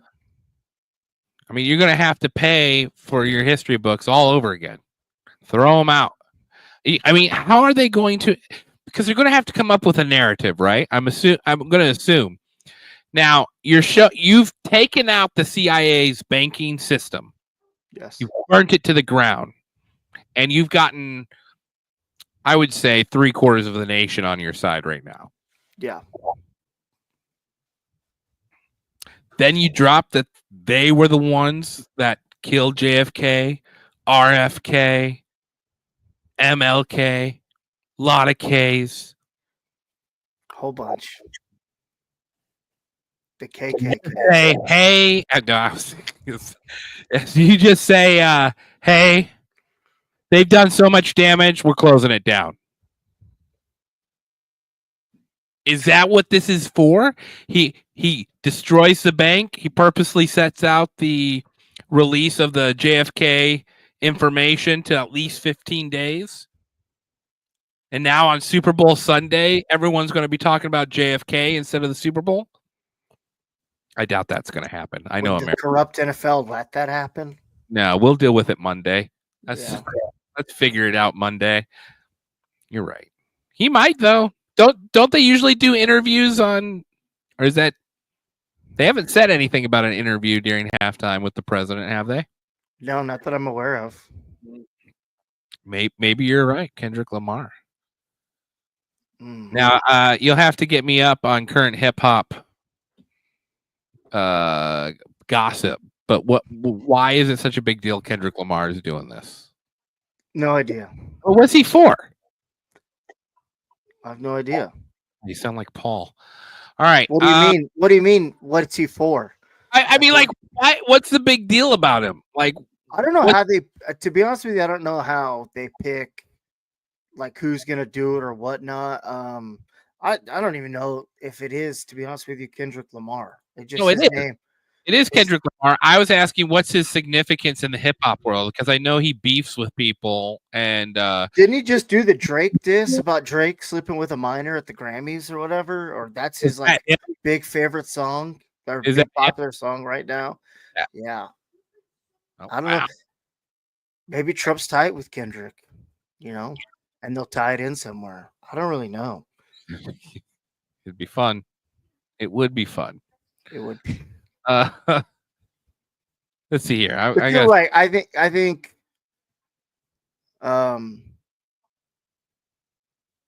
it'll probably, if anything, it'll be Monday, Wednesday, the latest. But you're right. You take the money away. You cut them off at the knees with the money. You've already are trying to, They haven't had time to organize. They haven't had time to put together riots. They don't know what to do. And if they do, you're going to know it's CIA based because it'll be sloppy. It'll be rushed, like even half their riots and shit they do, more and more people are open to it now and understand it. So you're going to be able to see those kind of plugs set up in that system. So I don't know. Here's I don't know. I don't know either. It's amazing to watch though. Like I think what anyone who's been tired of the corruption has been excited to see for a long time. Yeah. And we didn't think we were going to get this. And I didn't vote for Trump this time around. I voted for him the first time. The second time my vote was rejected by the state of Colorado. And I decided I wanted to be as objective as possible with this last 4 years of Trump because to get caught up into the mega crowd is infectious. I mean, it's a fun time, but it's easily manipulated by the wrong sources. Yes. And we see that happen. And I'm never going to follow anyone blindly. And I felt like me joining that crowd, I just didn't want to be involved. I wanted to sit it out and be able to report on it without my emotions being involved. Correct. And that's personal to me. I have, If you voted for Trump, all for you. Voted for Kamala. Dear God, you're having a bad day today. So, but here's the thing: like we talk about all the horrible things Trump's done. We see that on the media, but with his plan, dude, all of that blame has been shifted on Elon. Yeah. And Trump's just running around free without any worries. And I think Elon's okay with it. He doesn't give a shit. He's like, let me take these virtual bullets for you, because I will help you. I will help you open this up and shine light on it where no one else was brave enough or strong enough. And now he's got that, not Elon, but there's that other lady that's got all that money too. That like, Shanahan, yeah. That's two very, very powerful, rich human beings that, they're not going to let all these scumbags and people that don't have the greatest interest of America at value they're not going to be able to get in office, to get your local, anything. Like, they are going to push them out and put them on the streets where they belong, because they've been in there and they haven't done jack shit for a long time. And look at this big old fucking mess that we're in. So I love it. I haven't seen a political coalition like this ever in my life, where you have gotten the young vote, you got you got some very obviously Kamala had all the real money behind her. She had the most billionaires donating to her campaign, but you had people like Joe Rogan. You had, just people that The View scoffed at a year ago. Mm-hmm. And these people were the ones that wealthy, poor, saw that wherever this was going was not good and decided they brought in 2 Democrats into the cabinet, dude. Yeah. Do you ever remember? I don't ever remember seeing a cross platform like that. No, not ever. Oh, excuse me. Sorry. Yeah, it's very interesting. And it's worked. Yeah. It worked. Is everything accounted for, and are we just, what are we waiting on, cash now? I mean, no, we're waiting on everything still. Really? Hopefully next week, RFK, cash, and Tulsi. Which, man, it's Grassley's trying to push for it, so I was surprised about that. But we'll see what happens there. If I don't know if the Republicans don't vote these people in, Shanahan's going to destroy them. 100%. I mean, that threat is real. Yeah. That's a real threat to them. So we'll find out. All right. Are we good on that one? Little Cat Williams, break up the mood. Because I'm saying, you think I'm just in Mexico and I'm defending America. Because are you Mexican? Do you know where Mexico is? No, this ain't Mexico. It used to be Mexico, motherfucker, and now it's Phoenix, goddammit.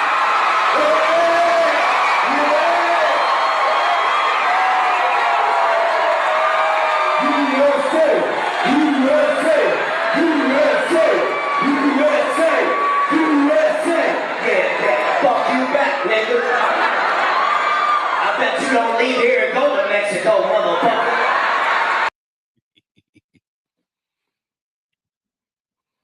I love Cat Williams, dude. I watched him on the Theo Vaughn. Did you see Theo Vaughn? Yeah. Cat Williams approaches every white male like he's out to get him. You know what I'm saying? But Theo Vaughn's so innocent that after a while, Cat Williams was like, all right, nigga, I help you out. Yeah.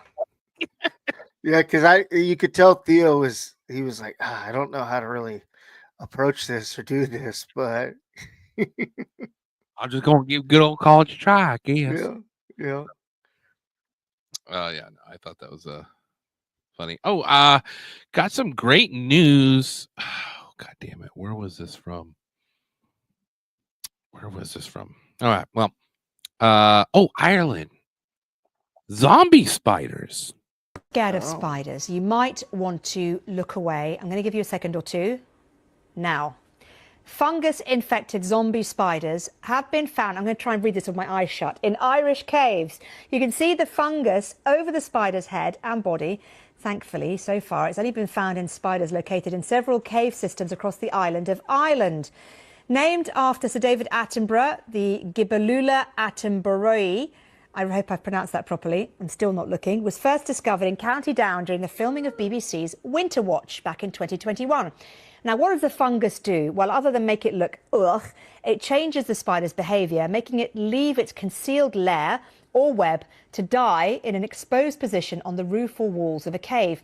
Now, this is one of the caves it's found out in. It's the White Father's Cave on the Fermanagh Cavern, I'm told, border. Now, the fungus favours man-made habitats like culverts, tunnels and cellars. So remind me never to visit a tunnel or a cellar in Ireland. There you go. I just hit that with a flamethrower. What the fuck are we doing? What? Pay somebody, give them a beer tab in Ireland for just all the Guinness or whatever they can drink, and just light them all on fire. No, thank you. No, thank you. You poor Attenborough. Out of all the great documentaries he's done, that's the thing he's named after? The thing that kills mankind? Dude, you know they're like looking into that shit. You know Bill Gates got his hands all over the spider. Oh, there's spiders in Ireland? Come, Jeffrey, let me take our airplane to there. Because what was that, Arachnophobia, the movie? I mean, where you have to fight a monster spider at the end? In a farm in Iowa? No, thank you. Oh, dude, Ric Flair. You know Ric Flair, right? The wrestler? Dude, this is crazy. I had no clue about this. You was stolen, yeah. Child traffickers. Yeah. And you ended up being adopted. So how old were you when you found out that this was your adopted parents and not your biological parents? I think they told me when I was like 5. Did you ever seek out your... No. So you don't know if you have brothers, sisters? No, I don't. As recent, it's funny that the guy, how many years ago was that, Wendy? This is 6 years ago. Somebody reached out. My brother. My real name would be Fred Phillips. Right. And my brother reached out to me. I didn't have any interest. Really? I want to borrow money. I didn't know he was child trafficked. No. That's crazy. Yeah, That's just what I mean, dude. Like, people, I get it. It's the dark side. We don't like talking about the shitty stuff, but it's everywhere. We can't just pretend it's not. 100%. It's gotten worse under us, I think. Or maybe we just know Because about we're shining light on it, or what? Or maybe that's it. Maybe we're just realizing it's out there for the first time to this level. Yeah. That's probably it. Yeah, but still, it's Ric Flair, dude. Child trafficked. Yeah. Did not know that. I got some dirt on DG. Oh. Like Dollar General, or... You want to? I'll play. It's 8 minutes long. We can stop Is it it because they just have one coworker, that one employee that works in every store, or what? Worse than that. Way worse than that. I'll play. Yeah, let's do it. I'll play a little bit. Begun to really see Dollar General as like a criminal organization. You're stealing from my community, and I think they're very aware of it. It's a classic bait and switch. So I'm sitting here thinking, like, are they just bitching because Dollar General builds stores everywhere and they're just taking away from local business? Is that what they're all upset about? Somebody at the top is making a lot of money. Go for a drive in any American county, and you'll likely soon pass by the yellow and black lettering of a Dollar General. Drive a little further, and another will appear. Then another, then another. Here's the other Dollar General store It's 7 miles from the last Dollar General store we were at. With nearly 20,000 Dollar General stores in 48 states, the Tennessee-based discount chain has sunk its teeth into lower-income, rural, and suburban areas everywhere. It's easy to look at the dollar stores and think they are a sign of economic distress or a symptom of economic distress, but what we found is that they're in fact a cause of it. Underneath Dollar General's so-called low everyday prices in convenient locations lies a sinister business model and a massive scandal that hardly anybody knows about. The fact that we have to sue a company to get them to tell the truth is absurd in my mind to begin with. Not really that absurd. My name is Lori Hartline. I am a Dollar General shopper out of convenience in my neighborhood. What you see here is when you travel, you'll go from looking for a grocery store, and before you get one, you have $3 General options. And that's all you have. In May of 2022, Lori Hartline started noticing some seemingly harmless discrepancies while shopping at her local Dollar General. When they opened up in, I think it was 2021, the price of my kitty litter was $8.95. Great. I purchased it all the time. I didn't pay attention. I go up there, I check out, I leave. Well, one day, wait a minute, $10? I noticed it. I asked him about it. Oh no, they've raised the price. Well, that doesn't say it on the shelf. Well, they just have to change it. It's in the computer. It's not on the shelf. Next week, go in and buy cat litter. Same thing. That is not what the price says on the shelf. What am I doing wrong here? Now I'm thinking as I'm watching this, I'm barely holding on with you, because I'm like, is this just some Karen that's so pissed off she paid $3 more for cat litter that she went to fucking Fox News and they did this piece? It's a slow news day, right? Yeah. But I powered through because, that's what we do here at Phantom Facts. We power through the painful to get you to the juicy. I was watching the news one morning and heard about Dollar General in the state of Ohio was being sued for deceptive pricing. That is what happens to me. I knew I wasn't crazy. I know it's just not me. After months of repeatedly being overcharged by Dollar General, Lori wrote a letter to the Oklahoma Attorney General. And within 2 days, I got a response that they forwarded the letter. Great. They responded back, Dollar General did, and they apologized and they said, we'll have a gift card for you. I said, okay, well, let me just ask, how much is it for? $10. Tell her to keep it. That's a fuck you. That is. That's worse than not hearing back from him at all. Yes. You're right. You got us, Karen. Here's $10. Don't spend it all in one place. Hopefully you can buy your cat litter with this.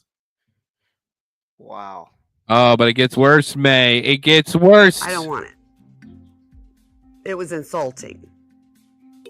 Lori's story was brought to attorney Mark Dan, where it became the basis for one of 3 class action lawsuits in Oklahoma, New York, and New Jersey. I don't think there's any question that Dollar General is doing this intentionally and systematically. June 22nd, I was overcharged 4 items out of 11. $7.95 was advertised $6.50. If you tell me one thing and then charge me something else, in almost every jurisdiction in America, that would be theft by deception. Corporations, as we now know from the U.S. Supreme Court, are people, and people need to follow the law. Dollar General's deceptive business practices run deeper than most realize, according to Stacy Mitchell, a researcher at the Institute for Local Self-Reliance. I think what they're looking for is places that have been, that lack, economic and political power, places that they can push around. They're often building in such numbers that it becomes impossible for a new grocery store or other locally owned businesses to develop in a neighborhood that really needs them. They kind of lock in poverty as they grow because poverty is the thing that really fuels these companies' bottom lines. So we have the poorest people in the country going to a store that's deceiving them about the price that they're charging for the goods, in a situation where they have very few other realistic choices. I think it's about as exploitive a business plan as I've ever seen. Almost every county in America and every state has a system for making sure that people who run cash registers do so honestly. Price verification is when we see that a product is listed for $2.99, take it up to the register, scan it, make sure it's ringing up as $2.99. We do a random sample of products that we pull. We're used to seeing 1 or 2 failures, getting it corrected, and feeling confident. Unfortunately, in Dollar General's case, it was large and continuous. The scale or the concern was over 80% of the stores that we checked were failing. And did you just say 80%? 80% of the Dollar General stores were failing at price deception. Man, I've got 2 over here by the house. I'm going to have to do some investigation. Yes. On the ground. I mean, I don't really go into the one, but the old lady does. Tell your old lady about this. See what her take is on it. I'm going to go in there with a notebook, just write down all. Oh, my God.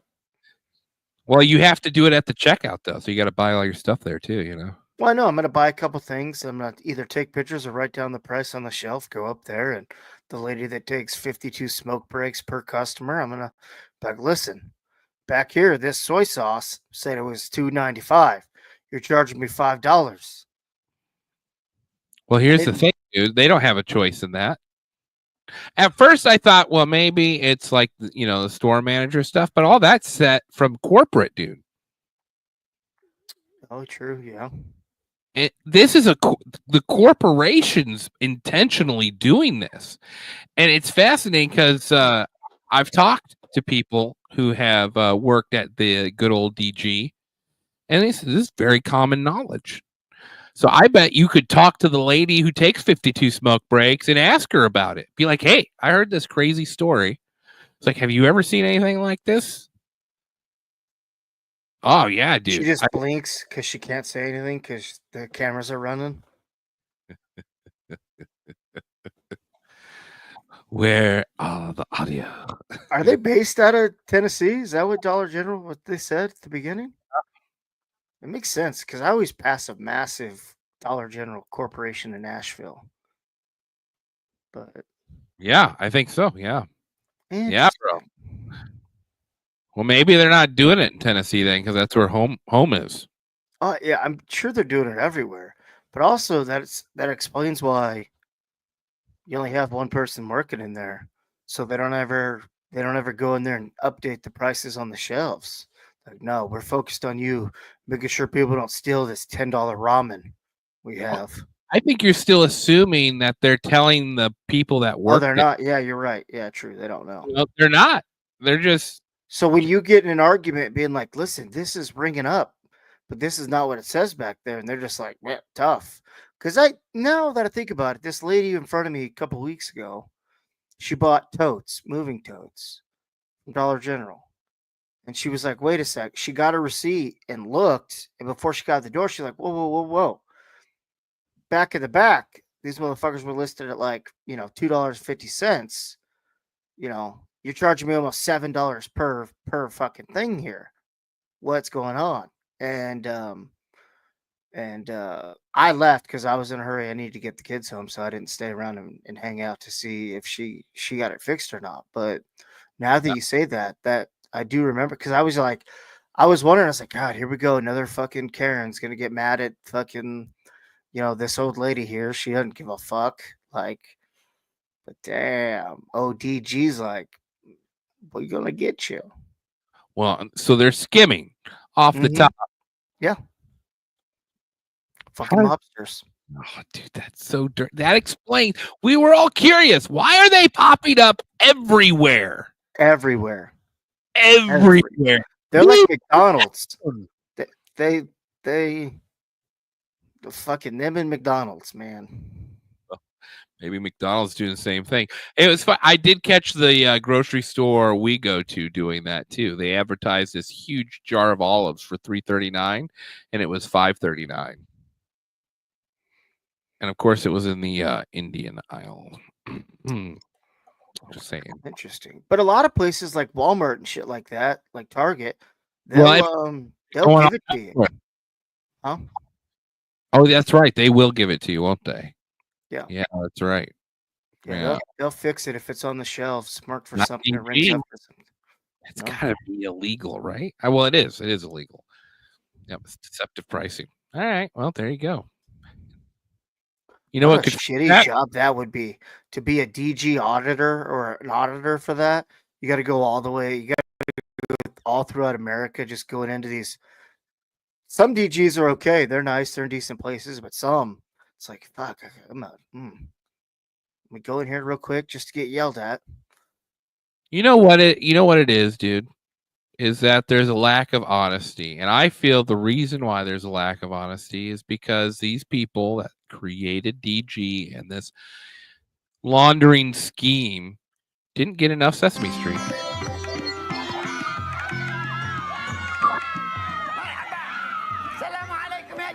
I just love this episode so much.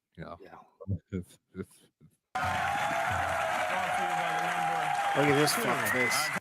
Well, Jimmy Kimmel back when he was unattractive and fat and still creepy. Of course, he wouldn't have done that. You know what? Did he do that? Hey, it just blows my mind, dude. Because they got to tell you they're doing these things in secret ways. Maybe that was one of those instances. All right. You got anything for me, bud? Saturday. Trying to see if I got anything good. I mean, I went Spider Zombies, Dollar General scandal. I evil Germans trying to vaccinate 500 million kids. I mean, you can't get better than that. The only thing I need to share with the American people here is oh well, we're getting the American people involved. Pay attention. Just with all the shenanigans and everything going on with all the airplanes. Before this plane take off, ain't none of y'all important, right? Ain't no millionaires, no billionaires, no like tech giants, no Bitcoin motherfuckers on this plane, right? Because they crashing these motherfuckers. Y'all know that. Stop looking at me. She look important. Hey, get me a ticket to Spirit Airlines. I ain't doing this. Just keep that in mind. Oh God, stop. Train's good, plane's bad. That's take the train, people. And we jumped on that. We jumped on the planes, with Boeing and the whistleblowers. They were killing people because they were calling their bullshit. But I do want to know: did they ever get to the bottom of the Black Hawk helicopter? I know they were trying to scapegoat the lady or whatever, but I don't know. Logistics of it is that she was flying at wrong elevation. Oh. And her sensors were all shut off. But I don't know protocol for the military. I don't know if that's is that protocol to turn off all your sensors and fly blind? Because that's what they're making it seem like. I mean, it didn't help. She was a White House aide. Yeah. For Biden. That doesn't help. And maybe that's why they waited so they could, because she still served for this country. And whatever her politics were, she was still serving for this country, and to just have this poor girl harassed because of her poor political choices is wrong too, Yes. And so maybe that's why they wanted, take a little heat off before, releasing the name of her. But yeah, still, it was turned political immediately, and that's 100%. and that's the best part, dude. Is they thought this was gonna ride for a week or two. The news media thought this was gonna ride for a week or two, and then all of a sudden, we're getting all of this information being dropped by USA.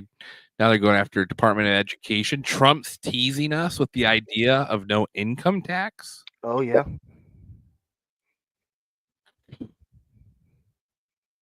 Yes, Can sir. you imagine can you imagine living in a world with no income tax? Right. I like the sovereignty fund.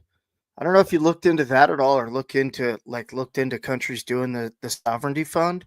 I can't believe that we haven't had one in place. What is it? Like, What is it? Explain it to me. um, goodness gracious.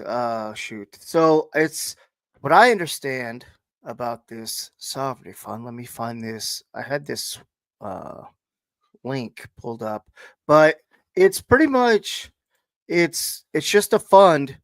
I don't know if they with like the tariffs and everything. It sounds like it's just a big old fund Like that a all club this money fund? goes into, and it helps fund like all FEMA? your roads and everything. Like it just helps take the burden off of us taxpayers. You know what I mean? They Like free parking on Monopoly. pretty much. You know, like oh, what are the countries? I don't know if it's Saudi Arabia or one of, but they were saying like their citizens get like dividends from the country from the sovereignty fund because it's doing so well. Like Norway, there's a bunch of places that do it that pay out the citizens and give them just this income from these sovereignty funds. So I guess it's super beneficial and a lot of places do it, so I know that's not, smart Well, talk or the political way to discuss it, but the roundabout way that I kind of understood it, how I was hearing it was it's a way to, you know, like take burden off of us. It could be made for investments. It could be made for a multiple things. It's almost unlimited what you can do with it. But it sounds like its main thing is to take a lot of the unwanted tax bullshit away from us, the people, and have the government all do it in house from the tariffs and from programs and from everything else. So the people of the country don't have to pay or have that extra burden on top of them. So I That's don't a, know. that's interesting. It's just a pool for all Yeah, that to sort of get. Yeah, I'd seen something along that lines, but it didn't really. I've never heard of it before. So that's why I'm not a leader in economics because exactly. That'd be a Devin thing, probably. yeah. I'll have to shoot No, him a message. call in, Devin. Yeah. Join the show. It's more than welcome to. Uh, but yeah, I think it's well, and then they're talking about backing it off cryptocurrency, which it's not a solution whatsoever, but it's the band-aid that they want. They really like playing with that idea, taking it off of the fiat and attaching it to a crypto, even though it would still devalue. The idea you could see every transaction in the government being made at any time is That'd be nice. that's pretty cool. Yeah. That's a pretty cool idea. Who's getting assassinated? Is really what it comes down to. Like, are we going to take out Elon? Are they going to take out, this is, or maybe they've just sort of become pussies. Maybe they can't pull the trigger anymore. Maybe there's too much infighting. Yeah, their house is a shamble. Like, they probably won't get in power for the next 15, 20 years. I mean, unless something drastically changes. I mean, if he can get this hammered out right and things go well and nobody becomes a warmongering fucking monster, I think the Republican Party, I think will be headed in the right direction. I don't know. We'll see. I think they're like toying with us. I think we'll go rock solid. Fucking everyone will make a lot of money. It'll feel real pure and awesome, and then boom, we'll have to get taken back down. But or I've been watching this show on Hulu. No free shout outs, but the show called Paradise, where like this pretty much climate change, fucking disaster, virus, fucking collapse comes to America, and they pretty much like the elites end up building this Truman like city in the mountains in Colorado and put it on a dome, like these 23,000 people live in this, dome-like city, right? It's got a president. It's got, because supposedly everything above ground went to hell in a handbasket. It was unlivable and whatnot. And it's been pretty fascinating. I mean, it's been pretty wild. So, what's it called again? Paradise on Hulu. That was we were watching Prison Break not too long ago. You remember that early 2000s? Mm-hmm. Was it 2006? Can't remember. Maybe it's 2000. It was early 2000s. Like 4 or 5, 4, 5, 6, right around there. Because I remember I was in, I think, high school when that show. Go back and watch those old shows. Because a lot of times we think like, oh, the cars and stuff, but these like ones where they're running from the government and they're like, they can track your phone, and they're like, what? Yeah. No way. And people would talk about that at the water cooler. You think they can actually track us on our phones? Yeah. Like, why would they? I'm telling you, man, they don't make anything. They just don't pull anything up out of their hat. It is all some kind of frontline message in front of them. Well, all right, it's not even a message, although that was on CBS, wasn't it? Was it Fox? I thought it was a Fox show. Was it Fox? I can't remember. I could have the keeper look that up for me real quick. Dude, before we go, did you see the Kamala thing? Mm-mm. What happened? Did they release her 60 Minutes interview where she was bumbling? That you talking about? Is that what you're talking about? Watch this. The true Kamala Harris is totally illegal. Take a Very different to the foot. So this is for people who don't know, which may be the case. This is Kamala Harris. I want to get back to the From the Kamala Harris. Kamala Harris had an interview, one of these, pre-presidential interviews. One last speech to the American people. And it was done by CBS. So CBS was, it was Fox. I would have tied in perfect with what I wanted to believe in. Facts. We are a fan of facts. Not every conspiracy is true. Let's go more. Listen, I appreciate having Paul on this show and him sharing these little tidbits. But don't just throw your hands up and be like, I created a petition. Like, get some FOIA requests out there, man. Make them feel a little uncomfortable. Anyway. Please don't ask me for an interview if your resource is a comment on Facebook. That's a game changer. I'm sorry. I'm just saying. But who's to blame? The interviewee or the interviewer? And that's just it. Did we get duped? Well, here's the thing with Phantom Facts is we are ahead of our time in almost everything. So this will blow up. That's what I'm saying is there's probably some. I mean, Paul doesn't seem like a devious person. Paul seems like a very concerned citizen and he wants answers. And that's a guy who is talking to us that was guarded. And so obviously the state police is no joke. Like, they are your highway enemies. And I have done work for troopers and they are very proud of themselves and their conquests on the road. I mean, I had one guy tell me, they're just full of beer. They'd sit there in the break room. They all get wasted. Just all these stories I heard about state troopers. So I believe Paul may have felt some of that pressure on him. Yep. Still, I mean, you got to get a paper trail against these guys. You got to get them denying you records. And then the problem solves itself because then it goes straight up the chain of command. You win $30,000 and you get to find out what the pictures and, you get to see the actual evidence. So anyway,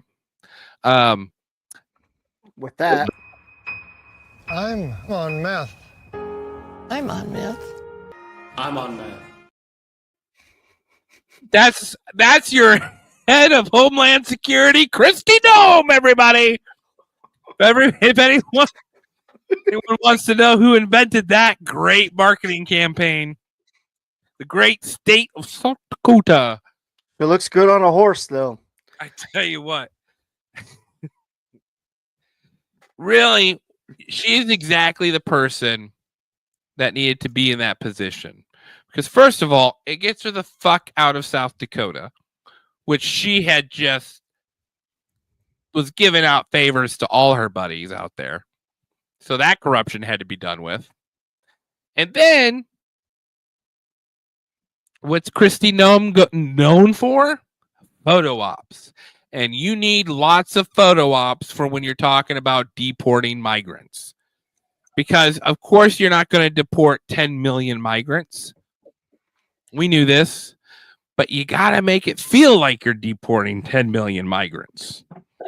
And, I mean, as Kristi Noem's sitting there on a horse riding away from you, the last thing you wonder about was it 10 or 10,000 she's taken? Yeah. Look at how it bounces. Dude, I can't remember. 10? 12? Maybe it's only 1. Yeah. Shit. Doing a good job out there. Yeah. You go get them. Oh, she was in New York early in the morning. First of all, I bet she does her own makeup because she's a true South Dakotan woman. So hats off to you for watching all them YouTube videos, Kristi Noem, because I know you weren't playing governor. And I mean, her husband's a cuck. So, all right. So another cuck husband is Kamala's husband. And getting back to Kamala, dude, they are the same people on opposite extremes. You're going to hate me, and this is why the Republican Party won't ever love me. But it's true. These are just two crazy women on each side of the party.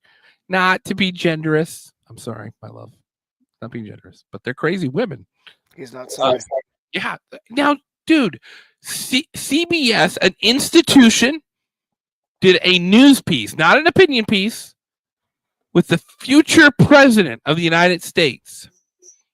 And they said, hey, we released the entire video of Kamala's interview.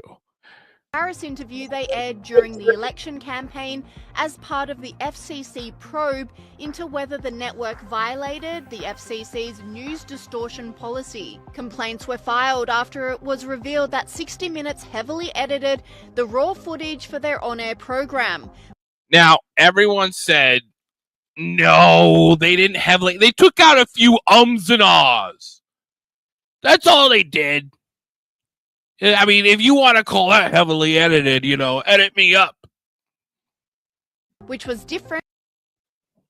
Well, Trump sued, and the judge watched the video and said, yeah, you got to release this. The footage aired on their YouTube and digital channels.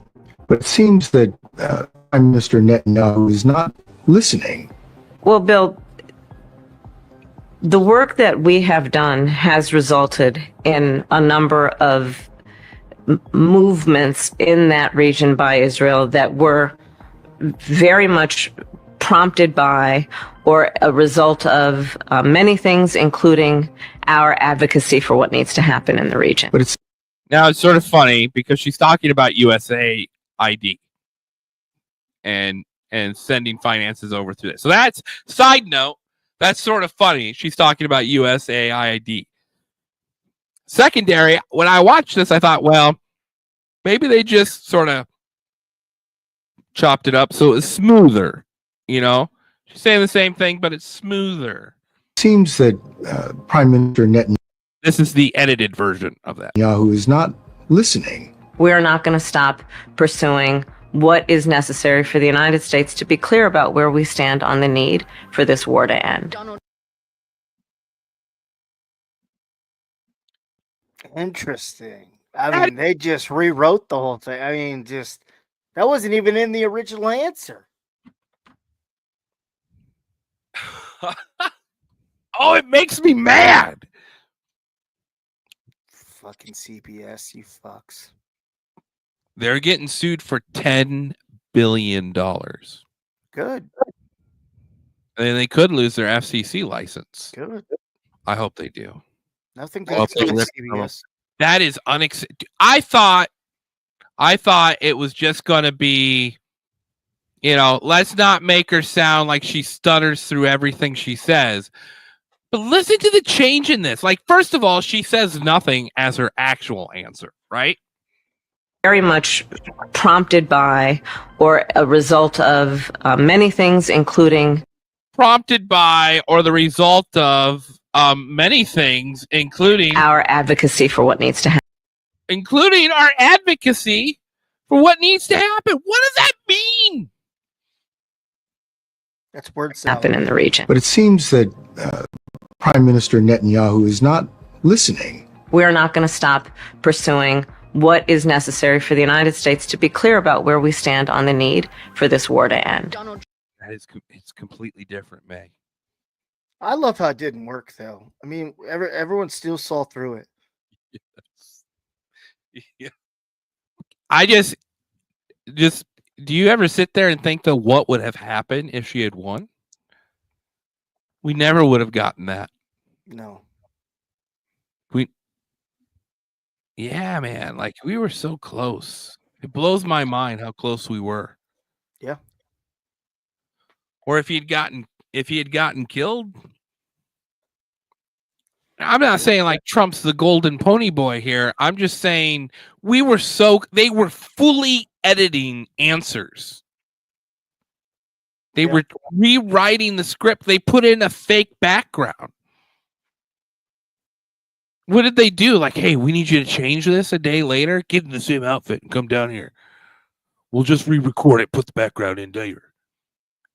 I really think that she might have said one or good two things in that thing, and they just chopped them and then put them in place that hit better, I guess. I don't know, because like I said, that edited answer wasn't even in what she said. So they obviously got that answer from something else, or they AI'd it and just did some voiceover stuff. I don't know. It's not from another part in the interview. No. Oh, it's not? No. Oh, so yeah. There's no way they brought her down in the same clothes. No, they had to have AI chopped that up and made it. Maybe they just had her watch it right after they got done and said, "Oh, you know what? We better." That could have been a possibility. Better tidy that up. Let me see here. I thought. Let me see here. I might not have it here. Kamala edited CBS. That's the one we just watched there. I do have the full one recorded. I can't remember where I put it in here. But like they have her do several different takes to begin with. Here it is. Here, I'll show you. Done? Yeah. Got it on both? Okay, so we need to clear the background. Well, Madam Vice President, one, thank you for doing this. Of course. And thank you for inviting us into your home. Of course. We're going to be running this on the anniversary of the Hamas attack on Israel. October 7th. So let's just start with Israel. Hang on 1 second, Bill. Yeah. Sorry, we had someone in the background. I'm afraid you're going to have to re-ask that. Okay, whoever's in the dining room. It was me. Okay. Get the fuck out! So yeah, just to start with Israel. Okay. The events of the past few weeks have pushed us to the brink, if not into, an all-out regional war in the Middle East. What can the You got herpes? at this point to stop this from her hooker spinning days. out of control? Joe Brown. Let's start with October 7th, because obviously what we do now must be in the context of what has happened. And as I reflect on a year ago, and that 1,200 people were massacred, young people at a festival, at a music festival. It's always young people. 250 hostages What about the old taken, people that including died? American- You don't feel bad for them? Women were brutally raped. Oh yeah. And young people than the I women. maintain Israel has. No, don't worry about the men.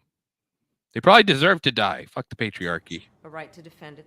Isn't it funny the person that says fuck the patriarchy isn't involved in a form of patriarchy? You know? How does Travis Kelce's dad feel about this, you know? Is he a Tim Waltz like dude? He sort of seems like that, doesn't he? Like, hey, the boys play football and Sharon tells me what to do. Maybe. I don't know. I mean, hell, they got divorced and lived in that house together just to make it easier on the kids. There it is. There it is. There it is. There's your answer right there. That is something Tim Waltz would 100% do. Well, turn the page, though, right? Itself we would, and how it does so matters. And as we fast forward into what we have seen in the ensuing weeks and months, far too many innocent Palestinians have been killed. And we know that military aid. In terms of anyway, I mean, you can go through here, but to get the full experience, you need the side by sides because, I mean, I mean, are we going to be the generation that sees CBS removed? I mean, what good shows are there on NCIS? You got Origins. It's gone. Huh? I'm gonna tell you the fate of these shows as you remember what's on CBS. So Origins gone. CSI, is that a show? It's gone. CSI Seattle / Tacoma gone. You got Fire Country, Survivor, gone. The Equalizer, gone. Matlock. Thank God that's gone. Tracker. Don't know it, don't care. Gone. That's actually a really good book. They turned it into a TV show. Elsbeth. Gonna get canceled. Watson. Too bad. Gone. Pick it up. Oh, wait, you're out of money too. We're not gonna give it to you anymore. Gone. Yeah. Ghosts. FBI. Big Brother. Gone. Yeah. Oh yeah. Big Gone. And think about that, dude. If they were Race. Oh, I did like The Amazing Race. Picked up by Fox, survives. All right, go on. Dude, Survivor, that's a huge one too. It makes Bold and Beautiful. Oh man, what about our daily fucking shit TV? You know, if they close down CBS, the news will be frantic. Oh, he's a dictator. He's closing down institutions. Yeah. How does that work? I mean, as CBS aired it, someone has to pay, right? Someone needs a slap on the wrist. More than a slap on the wrist. More than a slap on the wrist. They need the death penalty that SMU got. Ooh, I love it. Yeah. You know what I mean? Say, hey, you don't get to be a thing for 10 years. Yeah, but who picks up the NAACP awards or 60 Minutes or the Grammys? How are you going to watch the Chiefs or the Broncos play? Yeah, ESPN's not going to allow that to happen. Thank God Netflix is swooping in with that live streaming event. Yeah. Yeah, that'll work out well. We're going to get – it's what's going to be. It's going to be AFC on Hulu and NFC on Netflix. And we'll be right back where we were in 1995. Hell yeah. I hope my neighbors don't think I'm just yelling at my girlfriend all night. Like, this guy's rough, man. Yeah, he's a real shithead. Real vocal abuser. I'm not vocally abusing my girlfriend. I'm abusing our audience. And 25 of you need to see a therapist. I'm teasing. We love and value each of you. If you have information call in, email us. We love it. You have a show idea or a story you want to cover, you could be like Paul. We could talk for 15 minutes. I mean, yeah, it doesn't have to be a long drawn out process where we find out who your grandpa was back in, it's if you've and save it for when old Spike shows up too, That's 100%. yeah, that's gonna be exciting. That's gonna come up here in a couple weeks. So all right, buddy. Well, anything you would like to finish on, talk about? I'm on meth. I can't help it. I can't help it. All right, bud. Well, Wednesday, regular show time. Yep, should go. I mean, who knows what's going to happen from here to Wednesday, dude? We could have JFK files. Listen, the night they release the JFK files, if you're available, we should all go through them. Yeah, absolutely. I think that'd be a fun night. That'd be a fun celebratory night. We'll buy some champagne or beer. Let's Google what JFK's favorite drink was. Let's look. I've got our research director on it right now. Oh, nice. The Italian keeper, the legend herself. Oh, check out our new website, everyone, phantomfacts.com. The new old website. We got that It's up a and running. rebirthing. A rebirthing. JFK's favorite alcoholic beverage. Thank you. Tell you what, they tell you not to sleep with the help, but it's worked out for me. Definitely sleep with the help. It was a daiquiri rum-based cocktail. He also enjoyed Bloody Marys, but his favorite was rum cocktail made with white rum, lime juice, and a simple syrup. You can have that nice beverage with your side piece. Speaking of side pieces, Jackie Kennedy's favorite drink was also a daiquiri, and listen to this, which included falernum, a Caribbean liquor with notes of ginger, lime, clove, and almond. No wonder this guy tried to get away from her as often as he could. I would love a daiquiri. Oh, okay, I can make you one. I had just some white rum, lime juice. What the fuck is this, John? I want to go to the moon. I don't want to make your daiquiri. I went to the liquor store and I could not find falernum. I don't even know what it is. And she'd be like, "You get it." Marilyn would know. Marilyn would know what it is. I bet your brother knows where it is. That's uncalled for. Ask not what your daiquiri can do for you, but what you can do for your daiquiri. Oh, shit. Yes. It was so popular that Jackie pinned the recipe to the White House kitchen wall for the staff to follow. God. He also, for those of us that can't have daiquiris when the JFK files are released, enjoyed Heineken's. Okay.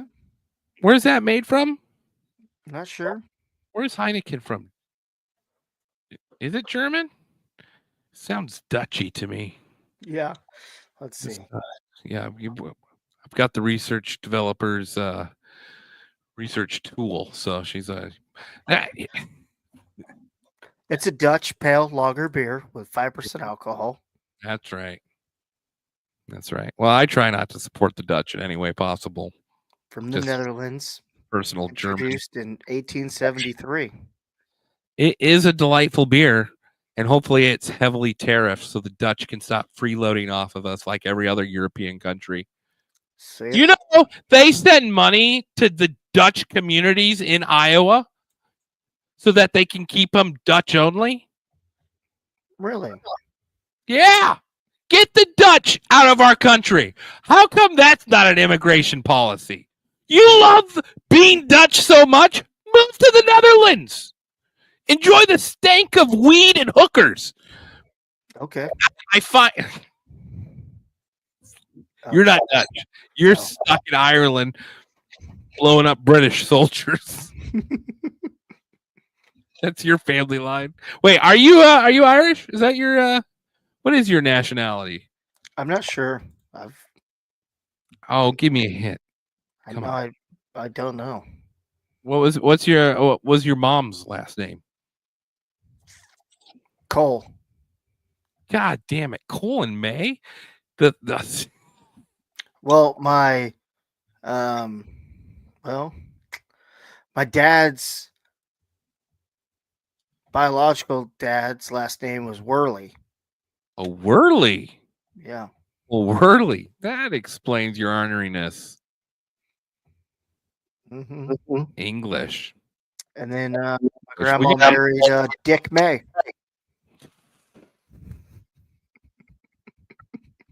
You're kidding me. Is it really? Yeah, Dick Oliver May. It's the width of an olive, son. It's got pimento filling, if you know what I mean. Huh? Yeah, Dick May. Don't mind if I do. Dick May. I don't know why I have to say it in a 1920s radio voice. I don't know. It just feels right, doesn't it? Yeah. Hello, everyone. Come down to see Dick May. Yep. All right. Well, that's fascinating. So probably English, huh? Probably. English heritage and your mom English. You just that's affected our relationship immediately. Really explains your love for Nebraska. Just sort of a cool, great, reminiscent civilization, loving on the previous accomplishments of older generations. Oh, 100%. Yeah, that's very. Hey, I come from a land where we just get disappointment in the end. Like, we're Scottish. We got freedom. Then followed by enslavement into the UK. So where you go. It's just like the Iowa Hawkeye football season. Yep. Just full of ups with very disappointing promise and then boom. Promise. Also like the Vikings. So I'm noticing an unhealthy trend here. Yeah, good one. It's unhealthy. But we love who we love. You know, that's just how it is. Unless you're May, and then you change your mind every 5 times. No. You know, like, I like the Bengals, Tampa Bay. I'll give you a rundown of my teams here. We got Nebraska, college football, Kansas City Royals, baseball. Lying. You're lying because you also root for Arizona. Or was it Arizona State? Who were you rooting for this year? I was 2 years ago, or was it 2 years or last year? I liked Arizona's just vibe about them. Yeah. You just talked about them over the horrible Nebraska losses. And then I needed some hope. Who was your other team this year? Notre Dame? No. You had a hard on for someone else. And when I say hard on, I mean his eyes were focused on, they were hard on the subject at hand. Listen, you have to understand something. When you're a fan of Nebraska, and you can only endure so much that sometimes you have to look at other things. Just you're never gonna cheat, you're never gonna go, but you gotta look, and that's okay. All right. Let's not dig ourselves a grave. Yeah, true. I know. I don't want to speak for all Nebraskans, all Cornhusker fans. I mean, if you're out there, you know what I'm talking about. A Royals baseball team, really. Yeah. You come out for a few games, and maybe we'll have a in-studio session. I would like that. Yeah. We'll do it like Kansas City just stemmed from Nebraska. Alex Gordon. So ties into that. So wait, before baseball, before Alex Gordon, I really loved Torrey Hunter. He was my favorite baseball player. So I liked the Twins. I mean, I wasn't dialed into them. I was more just that's who Torrey played for, and that's who I liked. I liked Shannon Stewart, and then the other outfielder they had, Jock Pieter or whatever. Yeah. So was it Jock Jones? Was it Jock Pierre? Maybe Jones. Yeah, because I think Pierre played for the Marlins. I don't know. But yeah, so can I tell you a story? Yes. About my first baseball game? Mm-hmm. So it was 03. Torrey Hunter was playing, and I don't think Jock was there. It was Torrey Hunter, and who was the other guy you just mentioned? Stewart, was it? Yeah. Yep. Stewart, right? So, and my mom was on a rant for 2 years that men should not watch football because it's too violent. Mhm. And so, which is outrageous. It's outrageous claim. So we were forced not to watch football for 2 years. But to supplement that, she made us watch WGN Chicago Cubs. And that was when the Cubs 0-1, the Cubs had that run to the, they thought they were going to get to the World Series with Sammy Sosa, and then it was ruined and all that stuff. And so I sort of was becoming a fan of baseball. And so one day I'm listening to the oldies station, and they're giving away 4 free tickets to the Twins game on a Wednesday. And so I call in. I'm the first person to call in. I win the tickets, and they're dude, these tickets are right between home and third base, right in the center, 20 rows up. Oh. Primo seats. We could never have afforded it as a family. So we all drive up there, and they're taking on the Angels. And the Angels had just won the World Series the year before. You remember that? And who was their catcher? Like Guerrero? Shoot, I don't remember. Remember they had that big, bulky, like catcher dude? I think it was like Vladimir Guerrero or something. Man, I can't remember what it was. Vladimir Guerrero. But anyway, we're watching the Twins play, and it gets to the 9th inning, and they're down 1 point. Torrey Hunter comes up, and he hits a single. No. I'm sorry. It was Stewart comes up and hits a single, gets on first. They bring in they brought in this closer. There's probably like 27,000 people there. The Angels bring in their closer, bottom of the 9th. He's pitching 97, 98, 99. The crowd is going nuts each pitch, right? Mhm. And you could hear the ball smack leather above the crowd. Oh wow. I love pitching, but I never seen anything like that. And so it's not looking good for the Twins. But Stewart gets on first. The next 2 guys come up, they strike out. Boom, boom.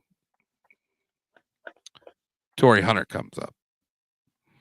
Bottom of the 9th, 2 outs, goes to a full count, hits a line drive past third base all the way to the back wall.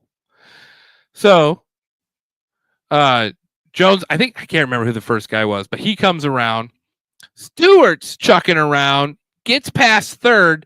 The ball goes past him to Guerrero, who's just sitting there waiting for him at home plate. And Hunter comes in there and hits him like Ray Lewis taking out a quarterback on a blindside blitz. And the whole crowd goes quiet. And all of a sudden, you see the ball roll out of his glove. And that's how they won the game. He broke Guerrero's wrist that night. And that was my first live baseball game. And after that, dude's like, how do you ever leave that team that brought you that joy? You can't. But Royals, they do have a special place in my heart. Yeah. I do love that. Yeah. Twins, I mean, they had one of the best catchers in baseball that couldn't stay healthy, Joe Mauer. So, or couldn't beat the Yankees. But that's the time for another. I'm not. See, if I become a Royals fan, they'll never be able to beat the Yankees, and then the Twins will beat them, and it will be all for naught. So I stay true to the disappointment. What was your first baseball game? Oh, shoot, that's a good question. Have you been to one? Yeah, I have. The only one it's coming to my head is when we lived in Colorado and I went and watched the Royals take on the Rockies. But I That was have, your first baseball game? man, I can't be. But I mean, that's for some reason that's the only one that's coming to my mind right now. Christ, how do you not remember your first baseball game, May? Were you trafficked as a child? Have I stumbled across something? Was your dad on the orphan train? Yeah, I don't know. We I can don't- talk out here. I'll click end stream and we just have a conversation. Yeah. No, we didn't. Shit, I'm trying to think as kids. I mean, a lot of the sporting events and stuff I went to and participated in was, when after high school. Um, I'm trying to think. Yeah. I cannot think of, um, shit. Yeah, I can't. Nothing's coming to mind. This is the type of kid I was. After that, I wanted to go to a Twins game every year. Oh, yeah. And so what I decided to do was to get everyone who wanted to go in my congregation. I recruited people. So we got a crowd of like 20 people so we could get discount tickets. Oh, nice. Games, yeah.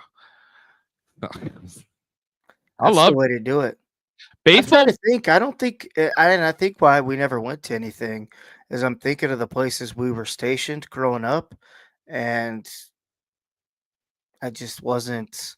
There was 4 of us, so it'd be expensive for my parents to take us. But like, Wyoming, Nebraska, fucking North Carolina, different place. Like, I'm just thinking, I'm like, where we were staying, there was really either not a major league team or if it was just too far away. So, What would you say was the best game you've ever been to? Professional or college? Like that was just blew your mind type of moment. I would say the Nebraska Michigan game. Was that 3 years ago now when Michigan came into Nebraska? Under the lights. Let's see, because Truett's 3, so it had to be 2 years ago. I mean, Nebraska lost, but it was the best environment, best just atmosphere that I've ever been a part of. I mean, it was electric, all the way down to the wire, until Nebraska fumbled and Aiden Hutchinson, I think, got on that football. So, Hey, college sports, that environment, you just feel alive for oh yeah, 3 weeks afterwards. You're just Yeah. like, it's crazy. It's phenomenal. I mean, I was, like, how they do the walk up into the stadium and stuff. And like, I was like, Copper Red! I was slapping hands. And I was like, I'm 35-year-old man fucking acting like I'm 12, just touch me, Scott Frost, touch me, Andrew, like, I made sure. And never watched this. Exactly. I was big in picture. That's how you should do sporting events. Like I took 3 guys I work with to this Royals game, and I was the only loud one. Oh, the rest of them just sat in their seats. Everyone else is standing, right? Just breaking out and screw the Yankee chants, and I mean it was beautiful. And man, these guys did not know how to handle it. And I maybe they didn't expect me to be that way, but I get. But dude, when I'm at a sporting event, I'm all in. Yeah, I don't care. You gotta be. You only get to do it so many times, and you get to do it with 40,000 people, 70,000 people. It's a great experience, and for you never feel more unified than at a sporting event. 100%. Everything makes you. That's why it's such a great. That's why the Romans used it for so long. Is because everyone feels good at the end of it. Like, yeah, I like you, bud. Yeah. Like, I watched these British people, dude. That was the funniest thing. These British people went to a Lions tailgate party. Oh, nice. This year, and one guy dressed up as a ref, and the other one had a Hutchinson jersey on. And was it Hutchinson? Hawkinson. No. Who did he have? I forget what. Is Hutchinson playing for the Lions this year? Yeah. Yeah, it was a Hutchinson jersey. But, they don't know any rules or anything like that. And they were blown away by how nice people were. Had people coming up, hugging them, just taken aback. Yeah, because they're used to soccer and stuff, where it's just hooligans and fucking madness and people getting shanked. Not here in America. It is a valued tradition, and tomorrow is the real holiday celebrated everywhere. Mm-hmm. All right. Well, enjoy your Super Bowl Sunday, everyone. Thanks for joining us tonight, all 25 of you. Hello night. It was a surprise interview, so we thank Paul for coming on. We'll put his petitions down in the show notes later on, so you can go and sign them if you find it of interest to you. Other than that, Project Constitution, who I have a pleasure of co-hosting that show with, is doing a show tomorrow night at 7. So I told him I called in sick. So if you're watching this, I hope he's not watching this, but if you are watching this, understand. I'm sick. If you're watching this, I'm sick. You've seen me coughing throughout this whole thing. I did, yeah. You did. Had nothing to do with vapes. I can say that. All right, May. Any plans for you? Anything you want to plug, or are we just good for? We're good. Sweet dreams. All right. Well, here we'll take you out with a little 1950s Eminem, everybody.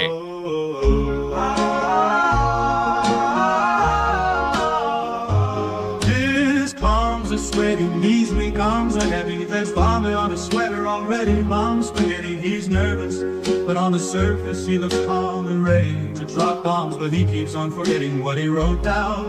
The whole crowd goes so loud, he opens his mouth, but the words won't come out. He's choking how? Everybody's joking now. The clock's run out, time's up over blow. Snap back to reality, oh, there goes gravity, oh, there goes rabbit. He choked, he's so mad, but he won't give up that easy. No, he won't have it. He knows his whole back's to these ropes. It don't matter, he's dope, he knows that, but he's broke. He's so stagnant, he knows when he goes back to this mobile home, that's when it's back to the lab again. Yo, this old rhapsody, better go capture this moment and hope it don't pass on you. Better lose yourself in the music. The moment you own it, you better never let it go. You only get one shot, do not miss your chance to blow. This opportunity comes once in a lifetime, yo. You better lose yourself in the music. The moment you own it, you better never let it go. You only get one shot, do not miss your chance to blow. This opportunity comes once in a lifetime, yo. We're going to win, win, win. You're going to get so tired of winning. You're going to say, Mr. President, please, please, please. It's too much winning. We can't take it anymore. Mr. President, it's too much. And I'm going to say, I don't give a damn. We're going to keep winning 100%. America first. We're going to make America great again. Make America great again. Make America great again. Make America great again. I'm sorry. We're going to keep winning because we're going to make America great again. This is the emergency broadcast system. This is not a test. Repeat, this is not a test. This is our advice to take the following steps. If exposed, remove the phone.